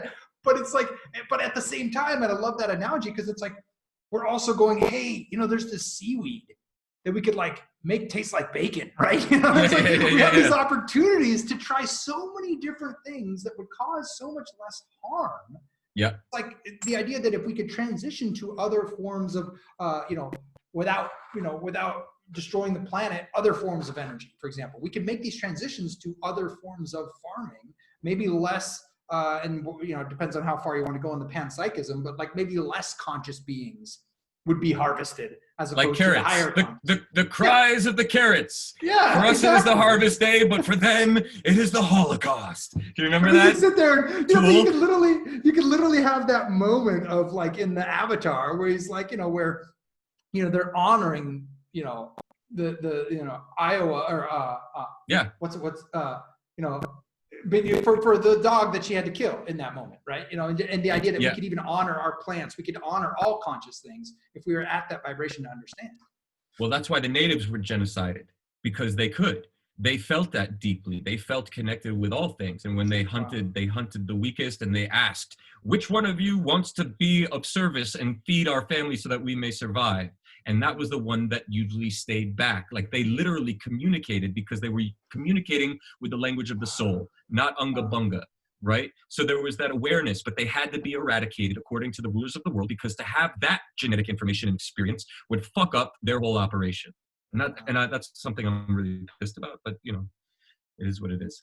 And because we've been dumbed down in such a deep way, through the poisonous food that we've been served, and the fact that we have farms that farm animals, it is therefore we are complicit in our own farming, and wow. So on the fractal nature of how whether you want to call it karma, however you want to talk about your definition of morality, the point you just made is really significant. It's the idea that, and this is what I hear again when people talk about the mystery schools and those who are, like on the Jedi side versus the, Sith side, is that the Sith have to, they're rules. They have to follow certain rules, and they have to declare what they're going to do, and they have to essentially get your consent at some level, kind of like in the Matrix. Everyone gives their subconscious consent to it, so therefore they get to remain as slaves. And I see this right now. There's these different experiments of different things that people are trying, and some people are just freaking out about it because they recognize as soon as we say that's okay, I have to acknowledge that I've been consenting to be a slave, which then opens up a new possibility. So it's the idea that we're allowing ourselves to be farmed because we're okay with farming other consciousness. And so essentially we're consenting to it. Yeah, because we like fucking Starbucks and yachts and screwing, models and whatever is your base animalistic desire that you want to fulfill, which is the leverage that everything has on you. And so if you want to go talking back about the discarnate or very porous entities. So like somebody like a Bill Gates, right? Or these rocket guys from way back, they would actually invoke, like, bring us that extra information from the other side. They would open their body to being not invaded, but possessed, right? And they would gain access to information, and they would then be able to do whatever they wanted physically, Sex in the Desert, or these big, in Boeing and all, JPL, they would do these horrible orgies, and then they would blackmail the guys, and that's how you don't get to be at a certain level in this world unless you're blackmailable, because then you are not controllable, because then you can steer the narrative. Somebody like me, who can be really fun and persuasive on a big stage, can get everybody going, oh, that's something I never thought of, and then like boom, that changes the whole fucking power dynamic, right? What happens when all of your sheep go like, shut up, sheepdog, we're not doing this anymore? But like, maybe it's better that the sheep are sheeped and sheared. Like, maybe we create a better farm that we have a little, like, at least gives us an opportunity to grow and develop the soul. That was my case with them. But the fact is like, and so pausing there for a moment, which I think is really interesting. The narrative of the conspiracy theorist, what a silly term, right? The narrative is that the reason you're still breathing is because there was some aspect of what you brought to the table that they were willing to allow. Meaning they rejected you, they said, no, we're not doing that, but they didn't kill you, which I find interesting from my kind of, totally cartoonish understanding of what's actually going on, right? Well, because I cowered. I mean, like I just cowered. I was like, this is way too much for me to handle. I'm just going to go to ground and be a sheep again. Like, don't hurt me. But clearly, and incidentally, you're still right. I mean, are you thinking that if you were able to continue working on your idea and it becomes something that they would then read? Well, the last time I gave a talk at the Bitcoin conference, somebody tried to burn down my farm. Jeez. And the person who tried to do it portrayed themselves or made themselves look like they were these individuals. And I called the individual and I said, listen, what the fuck? This is what happened. And then he got very, very, like, I hadn't spoken to him in years, you know, and I was terrified about the guy. Yeah. And he was like, he basically was like, you know, fucking hung up on me. And like, how dare you? Like, I can do all these things and this and that. Like, you know, go fuck off. So. And yet you're still playing the game. They haven't removed your piece from the board, which I find quite interesting. You know, it's like if these power brokers are the way you describe them at a significant higher level of influence and power over this reality, I find that interesting. Because you post openly and blatantly about your perspectives. You talk about. Yeah, but who the fuck listens to me? You know what I mean? Like I don't have a big platform, you know. I don't influence lots of people. I'm just stating clearly what I know and what I believe. And, you know, if people want to listen, great. If people don't, like, at least I am not cowering in fear. Right? And if I face and also I'm a reasonable individual, you know. So I'm willing to strike deals and say, you know, I understand that this is necessarily how this epoch must run for this however much time or whatever, but at least make it in a way that this is not this debased, vile, disgusting, animalistic society that I gaze upon. I do not know why I am gazing or experiencing this other than to uplift it. And if I am going to have a go at my 80, 120 years, whatever, like, I'm going to spend it making shit grow and glow. Like, wherever I go, those around me will benefit from my having been there. And because I contemplate, understand, and conceive of these things and can see at such a high level, I'm valuable to somebody, you know, to something, to the planet as a whole, to the species as a whole. I believe this wholeheartedly.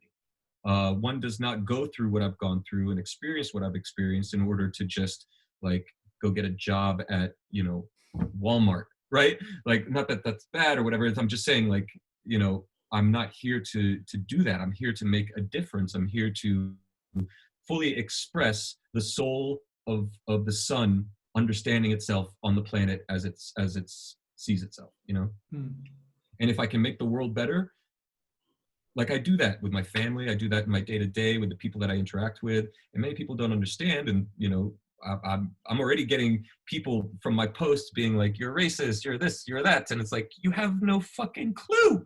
Like, it's absurd to me. And I could see, to be honest, I could see how the farmers or the rulers of the world would view everybody as fucking animals, because in the way that they behave and the lack of self-control, discipline, striving. I have honor. There isn't awareness, is the way, you know, when I talk to my, you know, my son, you know, my 11-year-old son, he's our biggest challenge. And it's like, there's times he's just on a loop, and it's like, you know, I try to connect with him and say, before you go down that negative route and actually verbalize your negative thought that you're so confident of, please stop and be conscious and aware, because what you're actually saying is not true. And it makes you look silly, you know, and then when he's face front of what he just said isn't true, it's like, oh, but he's just on a loop, you know, and he's 11. So of course, you know, he's just, you know, but it's just, it's interesting recognizing. We are all on loops. We are all on loops, and we don't see it. And we run and we run and we run and we keep go and we keep go and we don't see it. And this is the self-help, you know, all of this. This is where people like say, be aware of your behaviors, be aware of your patterns, look at what you're calling in, you know, but we are not biologically built to do that. Our baseline frequency is not that high level of granular thought, because that's fast. And people are slow in their processing and ability to see and ability to comprehend. And for the most part, yes. I mean, you've got generations of people eating poisons food, like fast food, part of the farming cycle, all of these things that lower the capabilities of the human body. And when you are and think of yourself as a solar being, you age slower, you eat less, you are feeding off of the energy of the cosmos instead of feeding off of each other. And the high, like, people are getting high on the charge of racial tensions. People are getting high on the charge and excitement of Democrat, Republican, left versus right, black versus white, all of the different fights, because that creates charge, and that's, they're feeding. We're electrical beings, right? And and most people are dull gray. But if you are feeding from the cosmos, you are full of life. And you age slower, you think faster, you experience emotions deeper. And these are the traits that they tried to keep breeding in, right? I'm happily, gracefully blessed with like great genes, and I'm trying to use them to my fullest capacity. Like, I am a stellar being, and I want to exemplify that stellarness and be like a beacon and be like, motherfuckers, look at this. Look at what we can do. Let's redream society. And like, I would beware of any of the organizations that are rethinking merit structures and all of this, because if they do not have this comprehensive foundational belief and understanding in what they are and have humanistic needs, there's leverage over them, and they'll create a system of enslavement. So now we're talking about Trump, let's say, right? So this guy comes out, he's a fucking loudmouth, he's a bigot, he's a racist, he's a misogynist, he's all these horrible things that grabs people by their cats. I'm saying that, he is your typical white American male, full of ego, full of self-importance, wants to be important, wants to be, and if he was actually expected, or if this was going, be vilifying him from every fucking direction possible, right? And so because that is happening, and because I know the power structure of how the world is kind of being run and the royals and all this, they have diplomatic immunity, meaning like if the CIA doesn't like me in the United States, they'll send somebody from outside of the country because they have diplomatic immunity. Yeah, they can do whatever they want. Me or my family, and they don't get, And so those kinds of laws are like horrible precedents that prevent us from actually making a difference and having an accountable government system that allows us to. So what I built is a governance system that has accountability and merit, so that if you have a person who is running a segment or a city or a state, all that the people in that sphere of influence gets to vote on that guy on an ongoing fucking basis, like they do for Amazon. Your ratings drop below a certain thing, automatically you lose your token. You can't get into the part of the app that allows you to do your job. Boom, done. You're no longer in charge, right? Immediately, like the states used to be able to do before federalism. They could recall their senators and congressmen and be like, lynch them and be like, what the fuck do you think you're doing? Going and representing us like that. So that accountability is something that we need. Then, now, I want you to keep going, but I want to come back to that because I have a lot of ideas about radical transparency and also privacy and mob rule on that topic of accountability. But keep going because I want to come back to that. Yeah. So then you have to have. I don't want to go into it because I don't want to give out the sort of keys to the castle, as it were. And God bless everybody who's working on it. You're trying to get funding to actualize this in physical reality. Is that kind of where you're at right now? And if you get that funding, then you're actually going to build it, launch it, kind of like Satoshi, and be like, it's there. Go do with it as you will, and see what happens. Or what's your actual plan? Yes and no. We are going to build it for the highest bidder and give it to governments and let them run it the way they want to fucking run it. And then we're going to build one for the people. Use that money to build it for the people, and then they can choose. Because the thing is we can't have a system that is totally like, hey, everybody's now free. And we can't have a system that, hey, everybody's now totally slaves. There has to be competition. There has to be the Bagua, black and the white, with the white and the black. And, there has to be balance. There has to be charge. There has to be a place for charge to discharge. So it's a total voluntary system. And the way it works is that you pay a day's wages in whatever nation you are in. So in like Somalia, let's say a day's wages is like 2 cents. You pay a day's wages and you become a member. Now you get to take part in the global economy. And you get a merit system. And every region has its own chord to what makes a good person or a valuable person. But it's based on certain verticals of capital, spiritual capital, social capital, da-da-da-da. physical, financial capital. So it's a complex governance, human self-governance system with accountability and immediate transactability. And when we spend money at Starbucks or Whole Foods or wherever people spend their money at, we are the payment processor, the company, right? And we keep the transaction fees. Instead of Visa and MasterCard getting 3.75 or whatever it is nowadays, the vendor gets a piece, the spender gets a piece, and then the company gets the rest. And that's split up and everybody gets to vote on how that's spent. So we vote with our dollars. Where your taxes go creates the world. Right now, our taxes get siphoned off of us. Our life force gets siphoned off of us. Our calories, our hours, our passion, our creativity, commodified into packets of information, and we have to pay taxes. Our life force goes to funding wars and all kinds of shit we don't want. Yeah. In this system, it goes to what we all vote on, right? So we change the planet, geologically speaking, overnight, and we get to actually build a civilization that we all want. But we actually get to gauge the will force of everybody and what their actual desires are through a voting system that is secure, a blockchain voting system that you can't hack, right?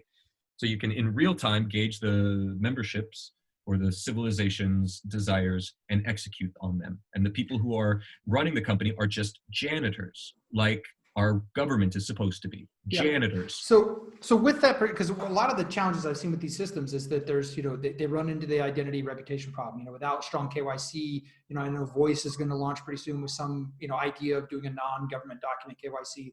I've had the privilege to look at some other systems that are in stealth mode right now, where they're kind of toying around with different ways to do this in a way that's, immutable, where it's, you've got a birth record and a death record, and that's it on your identity chain, things along those lines, where you could have different entities kind of, because, and I've been interfacing with people like Vinay Gupta and Ian Grigg and all these like fascinating people that have spent, some of them 20 plus years studying this stuff and written papers and things about, these governance systems. And a lot of them, they're just like, web of trust is broken, this is broken, that's what they just go off and on about all these things. So I'm curious from a, and back to my other point I wanted to touch on was the concern of mob rule. Like, you're almost gambling that the human consciousness is ready for a system you've talked about, because they might be like, yeah, it's what plants crave, electrolytes, it's like, they might go that route, and you're like, oh,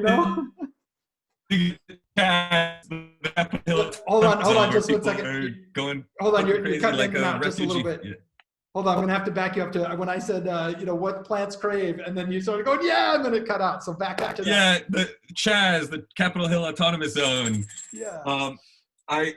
So it's a cool experiment. I don't think that they're capable of that. I mean, they don't have the sophistication to really, nothing close to the sophistication for actually creating a free and just society. It's literally whatever solution immediately pops up, and it's usually the wrong one. And so what you're talking about, mob rule, this is why the Electoral College was set up. This is why the founding fathers said, there are all these, we'll let them think that they're voting. We'll kind of gauge, it's more of like, we'll gauge their desires so that we can make a decision better on whether it should happen or not. That's how the original system was set up. And insofar as that's the case, it's like, well, yeah, is humanity at a sophisticated level of understanding to have that? And like, no, I would say. Generally, so like, for example, let's say, in the situation you were describing, somebody tweets a stupid thing, and then everyone goes, with that a-hole, and they remove him from governance, when they're like doing all these projects that are like multi-year projects that are like really beneficial for humanity, and now those just stop. Because the main guy who knew everything about how to progress them forward did a stupid tweet. And mob rule says, he's out, remove his token. Like, no, I like offline, I'll tell you the architecture, but essentially there are safeguards in place to prevent that happening. It costs you, to downgrade people, let's say. Yeah. It costs you merit to take somebody else's merit down. Right, but then you have to have a balance to that, because then everybody's just like, oh, this is a fucking wonderland of kittens and rainbows and shit. We saw in Hive is like they have this downvote to balance out, so somebody's not farming the rewards pool, taking all the value without actually adding value. But then people weren't using it enough, so they had to create a separate pool for downvotes to be like, no, you're not going to use it if you're uplifting everyone and you have no power left to police the system and downvote. So they create a separate pool. And the funny thing about that is, there's a bug that we've been talking about recently where you use up all the downvote pool. You can't use your upvote pool to continue policing the system if that's what you're good at. And there's like, well, that's a bug. We don't want it, because some people are really good at doing what others are unwilling to do, which is police the system. So it's like all these dynamics. That's why I get so excited about the blockchain examples, is we get to experiment, right? Yep. And all of this, if you look at Hitchhiker's Guide to the Galaxy, the Earth was set up as a computer to determine what the question is, right? Yeah. They figured out the answer. They set up another computer to figure out the answer, 42. And so they set up the Earth as a computer. So if you think about the symphony, let's say, like I've been using as the analogy, the symphony is to come up with the best solution, biologically, genetically, all of that. So that's necessarily like the Earth computer, what it's for, right? Let's just say, hypothetically. So all of the work, so let's say you were one of these advanced beings with these elongated skulls. Oh, I was remembering the kings, the original kings and the original pharaohs. They had this trait so significantly that they were considering themselves the spoke in the mandala of their civilization, that they could feel and experience those people who were in their personal level. If you think about what king is, they you and remove all of the stimuli from the world and struggles of the world and all of this, so that you can ideally sit there and contemplate their kingdom, contemplate them, your subjects, right? Figure out what the best way to live is, figure out what the best way to serve them is. You were a servant king to make sure everybody was doing what they're supposed to do to serve the civilization's development, but also so that they were happy and genuinely felt good. That was the original, David and Solomon and all of these guys, right? And they were inherently clairvoyant. They did not sense the difference between them and their subjects, other than they had to sit in their own. And if you think about it, all the stories of kings, it's like they get bored. They want to be out of the castle. They want to go take part in adventures. You're imprisoned because you are of service to your subjects, right? That was the original deal with kings and pharaohs. And to even prove my point further around the knowledge that came about at the origination of kingship and civilization, the reason that they mummified themselves is because they knew the template and blueprint for civilization would get them to a place again where they had genetic capabilities to clone and to reinsert their soul spirit back into their bodies. So when they built their encapsulated tombs, they put all their fucking gold. Their afterlife was now. Their afterlife was our today, or maybe in the next 20, 30, 40 years. Yeah. They knew because they had the blueprint. And then over the course of thousands of years, they just kept doing it. And you actually can see the degradation and the quality of the mummification process went down. They were just doing it as a habit. There you go. Yeah. When the original purpose was to Wow. Yeah, I think you cut out just a little bit there. Sorry, you said the original purpose was, and then it cut out a little bit, but I think I'm tracking with you. So the original purpose was to actually, as crazy as, we shrug it off, going, oh, these silly primitives that actually believed in, some kind of silly existence where they're going to, have their grain and eat it or some weird thing, right? The idea that, like, wow, that from that framework, that could have been a thing. That's very fascinating. Yeah, and so what you have is the idea of kingship going down through generations, where they want to keep that clairvoyant trait, but to keep power, keep things running, because they're running like a sort of Highlander thing. Whichever strain of genetic humanity gets there to the end, when the guys come back, or whatever their fucking mythology is, then they've won the game, right, of civilization, like at a very large layer. So when you talk about self-humanity, like mob rule, how do you keep the chickens and everybody, operating properly and still have a product, right? Still have a result, which is, it's hard enough to get a bunch of humans, it's hard enough to get a room full of humans all doing the same thing. It's a wonder that civilization, that the lights are still on, like Jordan Peterson said. We hate each other. We get in a room with another being for too long, and we're like, it starts to really challenge us, and for the most part. And so these original traits, these original capacities and capabilities were done in such a way so that we would advance the civilization and develop. But over the course of time, the animalistic nature takes over, and that sort of upper breeding disappears. And then you have mob rule. You have, Planet of the Apes, which is like a great satire. It's like we are not advancing in civilization. We are actually degrading in our capacity of understanding and comprehension. And so, building these systems, it's like, okay, let's say that there is this rulers of the world power structure, and it is the ancient hierarchies of kingship and all of these people that feel that they are the descendants of the big-headed Martians, and that's why the Aryans are the Aryan language spread all over the world. The Aryan class system spread into India. It's like the Aryan language is so close to Sanskrit. It's remarkable. I don't know. I'm not actually familiar with that at all. Sorry, it's cutting in and out again. We have to pause for all the different words that they have, all stems. Yeah, the Aryans in India, and the Aryans in Germany, and the Aryans in the Caucasus, and all of these places, like they were the Scythians, right? They were the ones using horses before anybody else was. They spread civilization, across the planet, starting from like the Black Sea area. And from before, they had all of the information, where all the deposits were, what the planet looked like, where all the resources were. And so they spread civilization to those places in order to build again back to a state of being where they could build the technology that they needed, learning the things that they needed here. Now, is this similar to, like, I've heard stories about like the Atlanteans and stuff, where it's like there was this mass event, 12,000 or 13,000 years ago, or however long it was, that kind of wiped everything out. I mean, I've watched all those Graham Hancocks, all those interviews with Joe Rogan and stuff, where they're talking about 1,000-foot tidal waves just wiping everything off the planet, where pretty much nothing would exist other than these grand pyramids and stuff. And the idea being that there were some survivors, essentially, like the Atlanteans or whatever, to restart. Basically, we're like, oh, dang, well, we have this connection to this thing you're talking about, so we can kind of reseed things, repopulate things, and get people kind of woken up again, at least to some level, to start rebuilding. Yeah.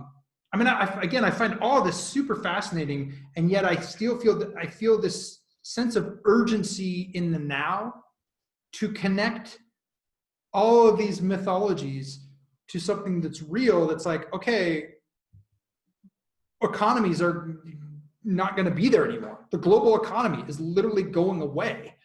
Debt is the modern slavery.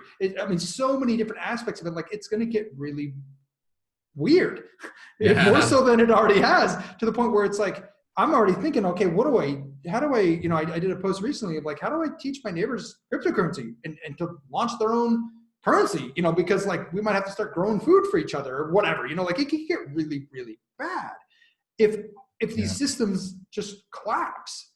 And so it's just, I to kind of bring it back a little bit to the now, it's like, part of me is like, because when I recently watched the Netflix documentary on the Third Eye spies. I don't know if you've seen that. It's kind of fun. It gets into the government programs of remote viewing and how this is a thing. This is really, it really is a thing. A long time. Yeah. And the idea that what freaked them out the most is that their control subjects, who weren't supposed to be able to know how to do it, became their best subjects, who do it better than anyone. And there was just this idea that like we all have this ability, that maybe these things that those who were in control thought they could control the breeding. All of a sudden the breeding got out of control and everyone got the genetic ability to do these kind of things. And so then partly I'm like, well, shoot, I kind of want to just go like sit under a mountain somewhere and go find some Tibetan, somebody or other, some guru teacher who's going to, transcend me to enlightenment or something, so I can be more useful to but the reality is, my son is my biggest wizard trainer. He's the one that teaches me about this more than anyone, right? We got kids. Yeah, we got to. I feel like a responsibility to make sure that the world's a better place for them. I feel but it's like I'm so fascinated by this potential reality to be like, holy moly, And again, I have other friends that tap into things that they describe, such as the Akashic record or whatever, and I'm kind of like, is that where should I be trying to skill up on these things to better understand what those people are doing, so that I can in some way, as you did, have those kind of conversations, or energetically put my effort into the world in such a way that it resonates off of what they're doing to say, oh, okay, that's a different approach. And maybe we could, increase the productivity of the farm in a way that doesn't harm the people. It's kind of like, my wife and I, when we were in Nashville, we would always use community support agriculture. And it was like, we would make sure we'd visit the places that we get our food from and say, okay, if we were going to eat meat, how was that meat treated? And what was their life like? And that matters to us, those kind of things. It's like, if you could create a more productive system, but part of it is, I guess I'm also kind of wondering, what are they harvesting? You talk about energy and the more darker version of like actually literally blood, what is it they're harvesting? What is it that this farm is for? And how can we interact with that?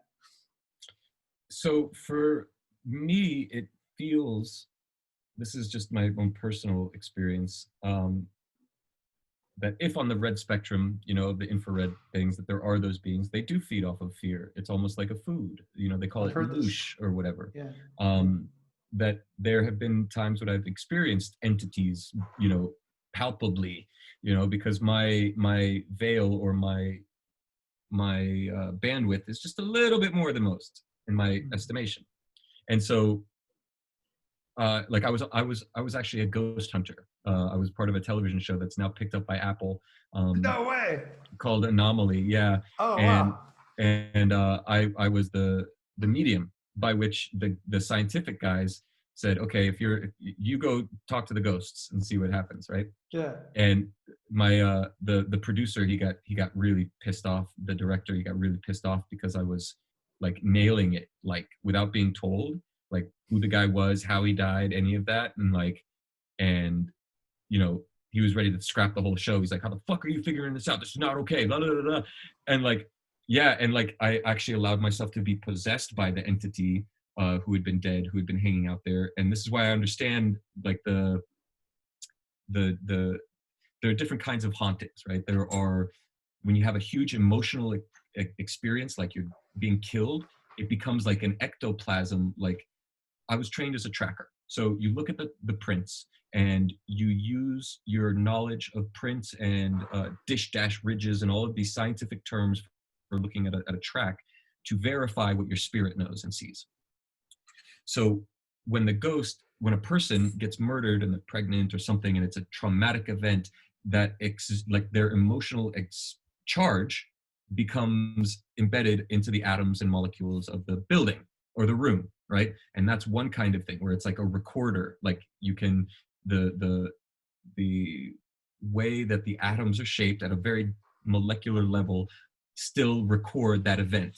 And if you're very sensitive, you can go and read that. Or I would go so far as to say, as we're starting to discover, and because I grew up with the little like, here's an atom, here's the electrons rotating around it, like in a very materialistic perspective. Where I would maybe rephrase that to say, the energetic vibrations of the particle coming into and out of existence from infinity to the null point, is happening at such a vibrational way that, like the surface of a black hole, it's all that information has not escaped. It's there and can be recreated. Just like you could potentially in a holographic universe type of modality or whatever, you could actually, all the information is there. And that's why I'm super fascinated by these like these different people that talk about like we're all mini black holes and every atom is a mini black hole and all the information is there. And so it's like, even when I hear you saying that, it doesn't make as much sense when I think of, what do you mean an atom is having it? Because it's just this little thing, it's like, we know it's these fermions or bosons or whatever. But as we're going deeper and deeper and deeper, we're starting to realize there's actually nothing there. So maybe there's some type of something else, some kind of different dimensional consciousness or something that would actually maintain that vibrational information in a way that, as you said, a recorder, somebody could come in and read it. And it's one of those things that if it was just your experience, I'd be like, Xavier, you're freaking crazy. But then when you go through all of history, you see this is a pattern that every other tradition has described in their own religious myths, their own spiritual myths, their own, whether it's the shaman or the yogi or the, you go back and forth, whether it's the medicine man, they all have aspects of this that certain groups of, especially like, Judeo-Christian, Yeah. have just said, oh, well, that's demonic, so we're not going to go there, or that's this, or Right. that's that. And they just cut it off as being outside of what's possible. So, Yeah. so you've actually personally had this experiential knowledge of these type of things, which is fascinating. Yeah. And then so so there are ghosts, and then there are like discarnate demonic forces, right? It's like those are the three kind of classifications that I've kind of figured out in this whole process of ghost hunting for this professional television series. And so like a ghost would be the residue spirit where the atoms in the air are, if you could see them, they'd be geometrical shapes that would be encoded of that data set. But you can't see them because they're air molecules. But if you could, you would see Sri yantras and all of these other things. And this is why a lot of times they say spirits or aliens look like just light balls. It's like they're encoded light, encoded atoms in geometrical shapes, holding the information or gnosis of that focalized piece of consciousness. So I let that geometric shape enter into me, and it had the first experience of breathing that it had had in 70 some years.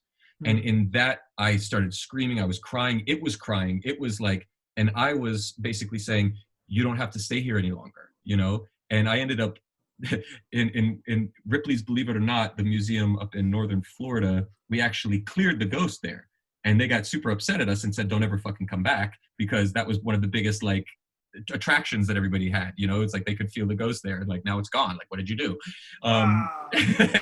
And so it was like these kinds of experiences that helped me formulate this understanding. Yeah, but it's to, again, like not to see humans and just take for granted what we are as singular egoic entities working in this primordial soup of atomic mass on the planet, but as souls, as divine cosmic experiences, and to help formulate a more elevated way of interacting with one another so that we uplift and increase our capacity for love and comprehension, and that was the big push for why Firon happened. And I believe that I'm still around to make that. I feel like it is destiny. I feel like what's happened with the military quantum computers, I believe is what this whole Q operation is.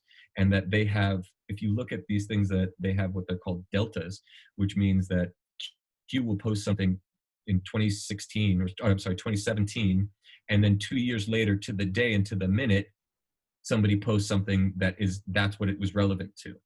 And it didn't make sense in 2017, but in 2019, it was like, oh my God.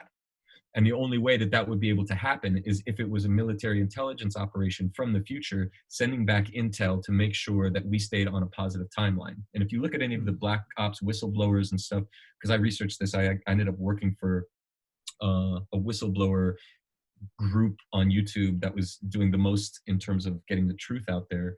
One of the guys that they said, it was like they had this thing called Project Looking Glass. They would look into the future. They had broken the time barrier, and they could see all of these probabilities, but no matter what they did, they could not get the world onto the dark timeline of apocalypse and New World Order. Like they just couldn't. They tried all promulgations, all kinds of, and this is how I found this assassin guy, and how I started that whole grooming process. So they could not get that New World Order kind of result, because no matter what happened, people woke up. People became more aware. Like you, and if you think crops about it, were lost, Exactly, exactly. And so if you think about it, at a cosmic level of not epistemology. What's the study of God and physics and not physics?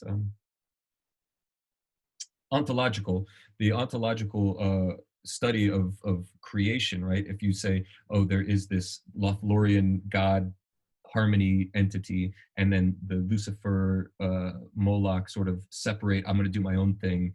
Well, you can't. There is no such thing as not God, right? There is no thing that is not all things, right? Yeah. But you can pretend, and you can pretend for so long, but only so long, because it all things are, right? all things are the original source, all that is, the infinite creator. I greet you in the love and the light of the infinite creator, because that's what we are. We are slow down light atoms and all of that. And so no matter what they did, they couldn't get it to be separate from God. And that they created planets and civilizations where you could be distorted enough to have these kinds of in experiences and contemplations, and you could explore everything from taking children into dungeons and doing horrible things to them, to being saints and all of this, right? Like all of those things are happening on this planet concurrently, and that's only in the distortion from the field of complete unified oneness. Because in complete unified oneness, you observe it, but you are not it. So if you wouldn't mind, I'd like to maybe explore a little bit of a tangent that maybe weaves that all together. Are you familiar with the law of one and the whole like raw thing and all those Yes. Like where they did 120 something hours of I forgot which psychic channeling and stuff. And so I've watched some of that stuff and I've read about, and when they talk about these different densities, there's some YouTube guys who do, I think, the octaves. Yeah. And they there's some people that describe it in very compelling language that's not crazy. They're like, this is just the way it is. We're at the third dimension. We're moving to these fourth and fifth dimensions. There's certain, there's those are on the path to service the self, and there's those who are on the path to service the light and love. And they positive polarity, negative polarity. And they just describe it. And they're like, if you happen to come into a being who's on that path, honor them and say, hey, wow, that's impressive that you've made it this far. That's really difficult. But you don't want to be around me because I'm actually exuding light and love. And it's very difficult for darkness to be around light and love. I'm going to harm you on your journey. And the idea that they have to skip the fourth one because they can't go through heart, and they go right to fifth, and then they go up and they can't get past sixth and seventh, and then they got to start all over again because they eventually come, just like you're describing, to the revelation that I thought I was in this path of consuming through the fear of others, and really domination. Like I get power by who I can consume and dominate, just like the Sith Lord does. There's always this domination relationship, and I will consume them eventually and replace them with someone else and continue consuming those I dominate. But this idea that eventually they get to a point and they're just like, oh, I completely misunderstood the entire game, and I can go no further. I'm literally limited, just like you're describing, limited going to the ultimate destructor of worlds. I have to actually go back and start over again and try a different path. And it's interesting to me in that we see this often. Like my daughter, she's beautiful. She was just describing how frustrated she gets in so many of these stories where the bad guys right at the end become good and they die. Every time. It's like they get right to, I get it. And then they don't get the opportunity to live as what a great observation. They have to die. And then they have to again go through, it's this idea that you can only get so far. And even at the very end, when you get redeemed, every single time that character has to die. They're not allowed to be that same energy pattern. They have to be reborn. Well, if you look at it, they are relieved, right? Yes. And when we all come to our end of our cycle, we sigh and we're out and we let it all go. And thank God that we do, because who would want to live for millions of years or thousands of years going through what we go through on a day-to-day experience? It's like we need that reprieve. Otherwise we'd be completely insane and life would not be able to continue on the way it does now. So that example of an expression for explaining this, where there was this raw person who came in and was like, okay, I'm going to tell you guys what's up. I'm outside of space and time. I'm this, higher dimensional being. I'm at a different density, but really, y'all need some help. So let me kind of, I'll just answer your questions. I'm not going to give you any, and it was just really fascinating that they followed certain rules. It's like, we're not going to just screw the system up for you like every time travel movie does. We're not going to break you still get to play the game. We're not going to mess up the game for you. But that's why it's going on the way it's going on, because we have not the capability as a species to break the time barrier. And therefore the special access program, all these Black Ops programs, they are there to limit the damage to the communal human psyche from the potentials that are available with unlimited boundaries, because we need the boundaries, just like children need parents to say hey, stay within the bounds. So here we have broken the time barrier with quantum computing and are running this operation to make sure we land on a good timeline. And it's biblical in nature because we've got Trump and the people of America who choose freedom, who might be arrogant and informed or misinformed about things and, you know, imperfect, but have that yearning and striving for true freedom. On the same side, the Democrats and people who also have the yearning for freedom, but compassion, but they're both so over exaggerated that the charge is so high that we could actually break through to the next level of our human collective evolution, where we have time travel, we have genetic and CRISPR, we have AI, but we're doing it in such a way that's reasonable. And so all of this that's happening is to burn out all of that which is unreasonable, so that we can all evolve to the next stage. And if it looks like, you know, the United States needs to be balkanized and the New World Order, like that, there are very real threats that I have been trying to mitigate, right? Of in a completely enslaved society. And in my valiant effort to prevent it, have helped contribute to it. Like what you were saying, like, don't build these merit systems, these blockchain systems, because it's a control mechanism. It's like, that's what I contributed to in China, and I feel horrible for. So here we are, like, trying to build these systems of freedom and control, but it has to be built in such a way that it cannot be co-opted.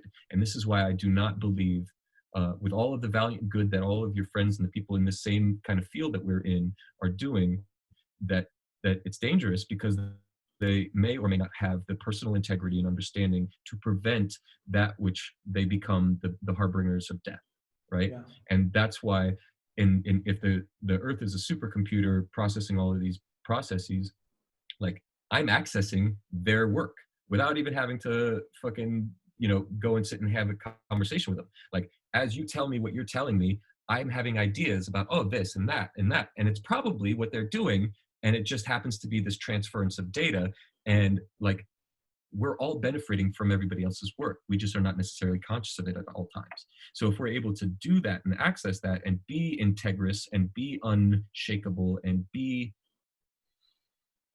truly willing to die for it, you know, for the righteous reason, that is our charge. That is the electrical charge that the sun has made so that we can experience being used to its ultimate purpose, because we are not here to survive. We are here to create, right? And to add to the grand symphony of creation. If you were to hold one single note throughout the whole symphony, that would be fucked up. It has to have the on and off. It has to have the up and the down, the here and then not here thing. So we're here to give ourselves as sacred bread in creation's sacred feast. You know, we are the unleavened bread that leavens and then we get eaten and burned in the fire, you know? That's like, we are in that process of transmutation all the time, in my understanding. So on that point of the balkanization, because I know we had a conversation about that briefly,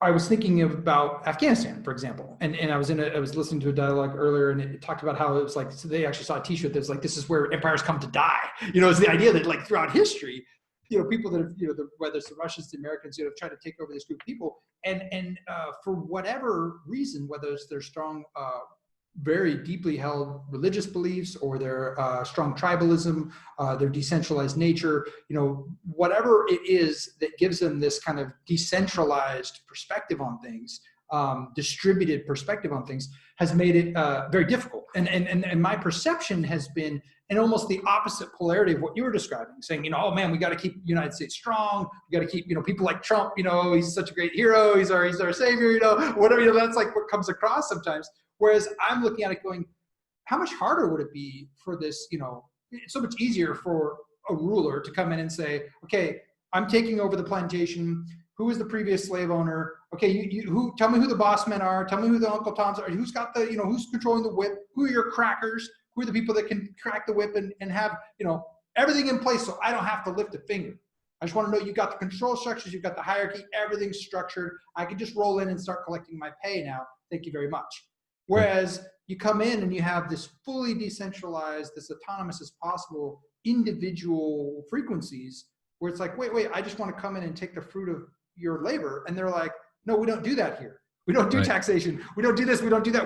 We all have individual private security firms, for example. We all have all, you know, there's no monoculture is the way I keep thinking about it. Monoculture doesn't create an evolutionary stable strategy. Monoculture is very, very dangerous for, it's not resilient. It's not robust.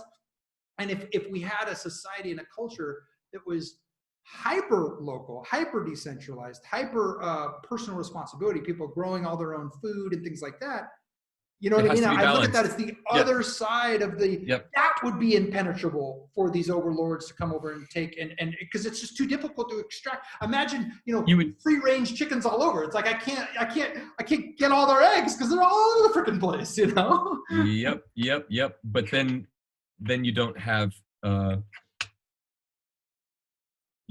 evolution in that regard. You have stagnant animal living, and yes, certainly you have evolution. Elk change their shape over eons and millions of years or whatever, and they have their stable elk lives, but you have no, you don't have like the Tower of Babel, right? You don't have that where you all come together and do do something amazing. Yeah. You don't have like Elon Musk launching rockets because it's this is the last 2 years of my life working on EOStack and working on DAX and DAOs and being very passionate about these decentralized autonomous systems.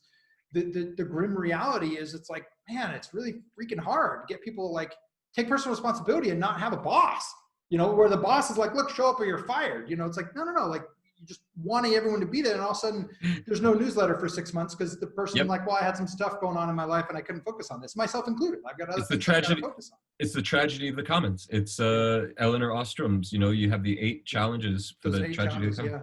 Yep. So we solved those, and I'm stoked to bring that to the world. And it's just a matter of time. And like, I wonder also too, if it isn't, in my own personal experience, my own journey in this, like if I wasn't not killed because I'm actually supposed to do it.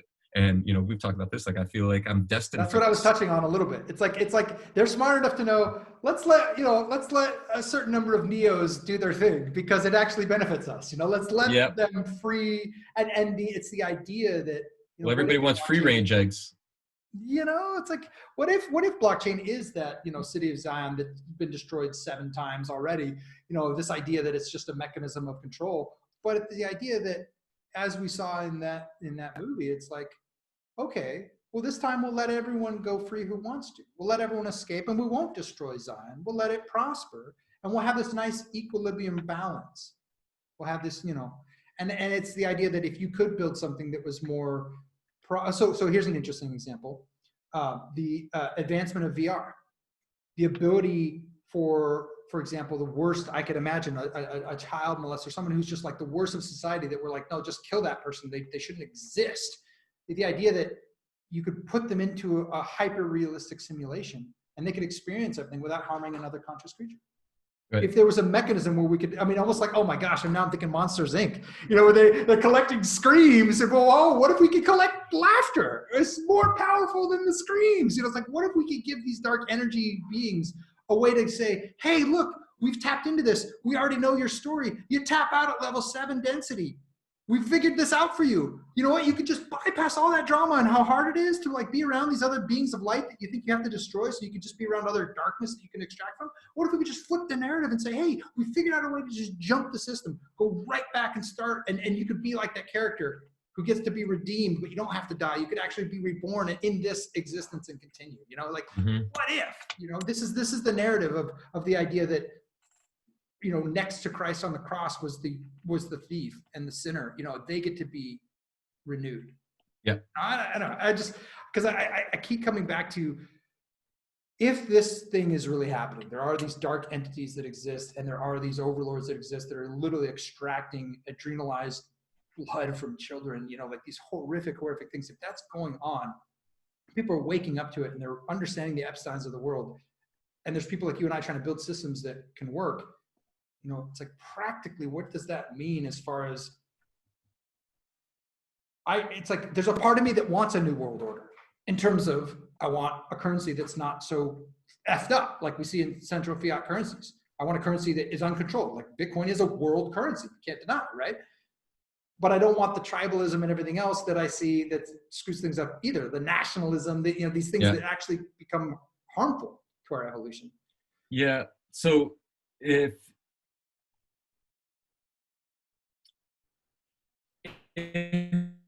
you had an educational system that was built into the socioeconomic ERM or resource management tool, and you only let people vote on those issues that they were educated on, then they would have to go through a training process to go and vote and this and that, and they would only get paid, or it's all about incentivization, right? It's all about getting, and this is the horrible bit, is that when you are able to comprehend the human condition as a lab rat, essentially, with a set parameters, and this is how they generally behave, then you can generally push them which way you want. And that's what's happening to everybody. And as I often use the analogy, like I was a lab rat like everybody else, and I was taken out and given brain injecting hormones. And then while the two scientists are talking, I'm learning that they're speaking, and look down at the lab and I'm like, oh my God, you know, like, and then get stuck back in the maze with all the rats. And I'm like, oh God, what do I do? You know, it's like, how do I tell everybody? How do they know? You know, and like, it's like, or maybe I can help, you know, and ease the suffering of those around me, you know. And so the system, so far as that it needs to be built in order to ease the suffering of all those around, and account for the tribalism, account for the nepotism, account for all of the animalistic dark behaviors in, like what you're saying, a VR sort of experience, so they can just experience it as much as they need to until they're done with it, you know, in such a way that's not harmful to the rest of the system, creating, you know, like rot in the petri dish, as it were. And so to be able to give them the educational means and incentivization for the education, so that they become responsible for all that they survey. Because to the degree to which a being is able to become responsible for all that they survey is the degree to which their soul progresses into those higher densities, or those higher dimensions in the law of one, let's say. Because Ra is really just your highest self, right? Because once you get to that highest level, you are in the field of the infinite creator, and you are that field of the infinite creator. I was reading a children's book to my youngest daughter, and it was The Little Soul in the Sun, and by Neil Donald Walsh, the guy who wrote Conversations with God. It's a great children's book. And the soul wanted to experience what it means to forgive. And so the God was looking around and says, well, to do that, you have to not see all the light. Like, because if you look around, it's like infinite candles, and you can't distinguish who is who in this infinite candle, because everybody's so beautiful and connected in the oneness. It's like this field of like, we are all connected. We see that. We experience our atoms interacting and the charge moving through all things.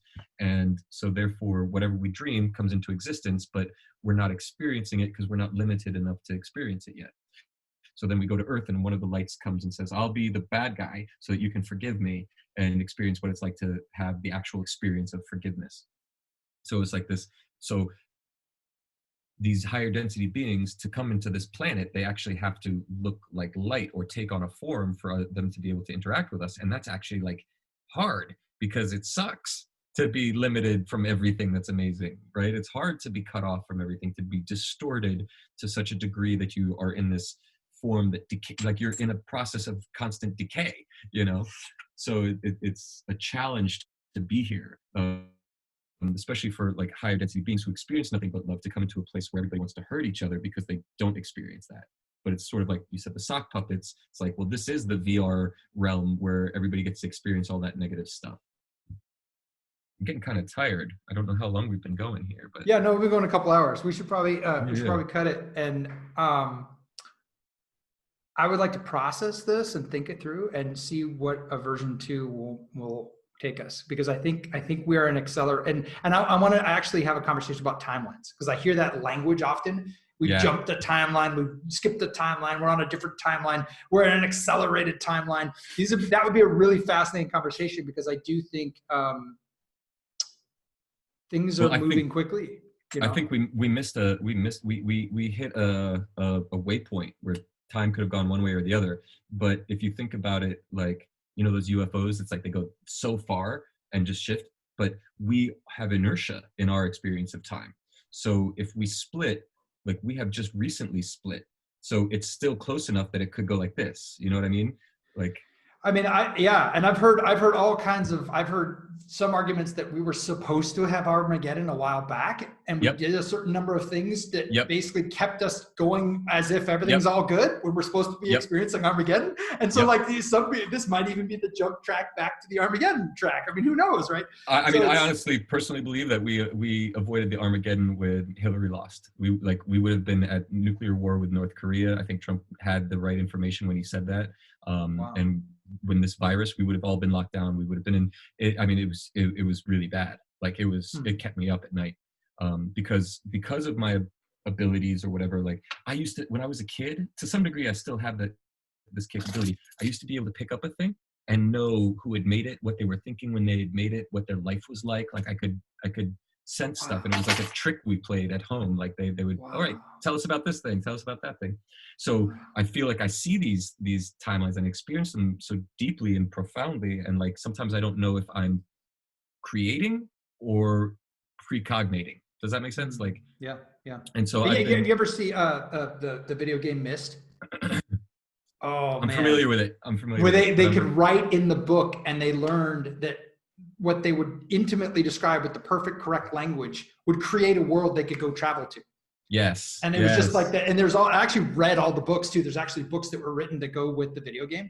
And they're really, I loved them. I read them as a I don't know, I guess I was in high school or somewhere around that age. Yeah. And I loved them, but it was the idea that, back to what you were saying, and we can kind of close with this, is that the intentionality with which every thought, keep all thoughts captive, every thought, every word, everything we express into this field can literally become reality. And it was emphasized in that book so well that like what they would write would create a world, would literally, and they wouldn't know, am I connecting to a world that already exists, or am I actually a God creating it, right? And it created, and people got distorted when they got the special books and the special paper with the special ink. They started realizing, I could be a God and do whatever the hell I want. How terrifying. And so, it's extremely terrifying. And that's why it's like you and I are passionate about building these systems to create a world we all want to live in, systems for freedom and autonomy and voluntary interactions, beauty and love and peace. And yet, what a responsibility, because like you experienced, we could create tools for our own enslavement and actually empower those who want to cause harm. So thank you so much for taking this. I mean, I just talked to you earlier and like, hey, you want to jump on a call? And you're like, yeah, let's do it. And I've thoroughly appreciated this and enjoyed it. And I want to continue it at different levels as it seems fit. So let's do it. I love it. Awesome.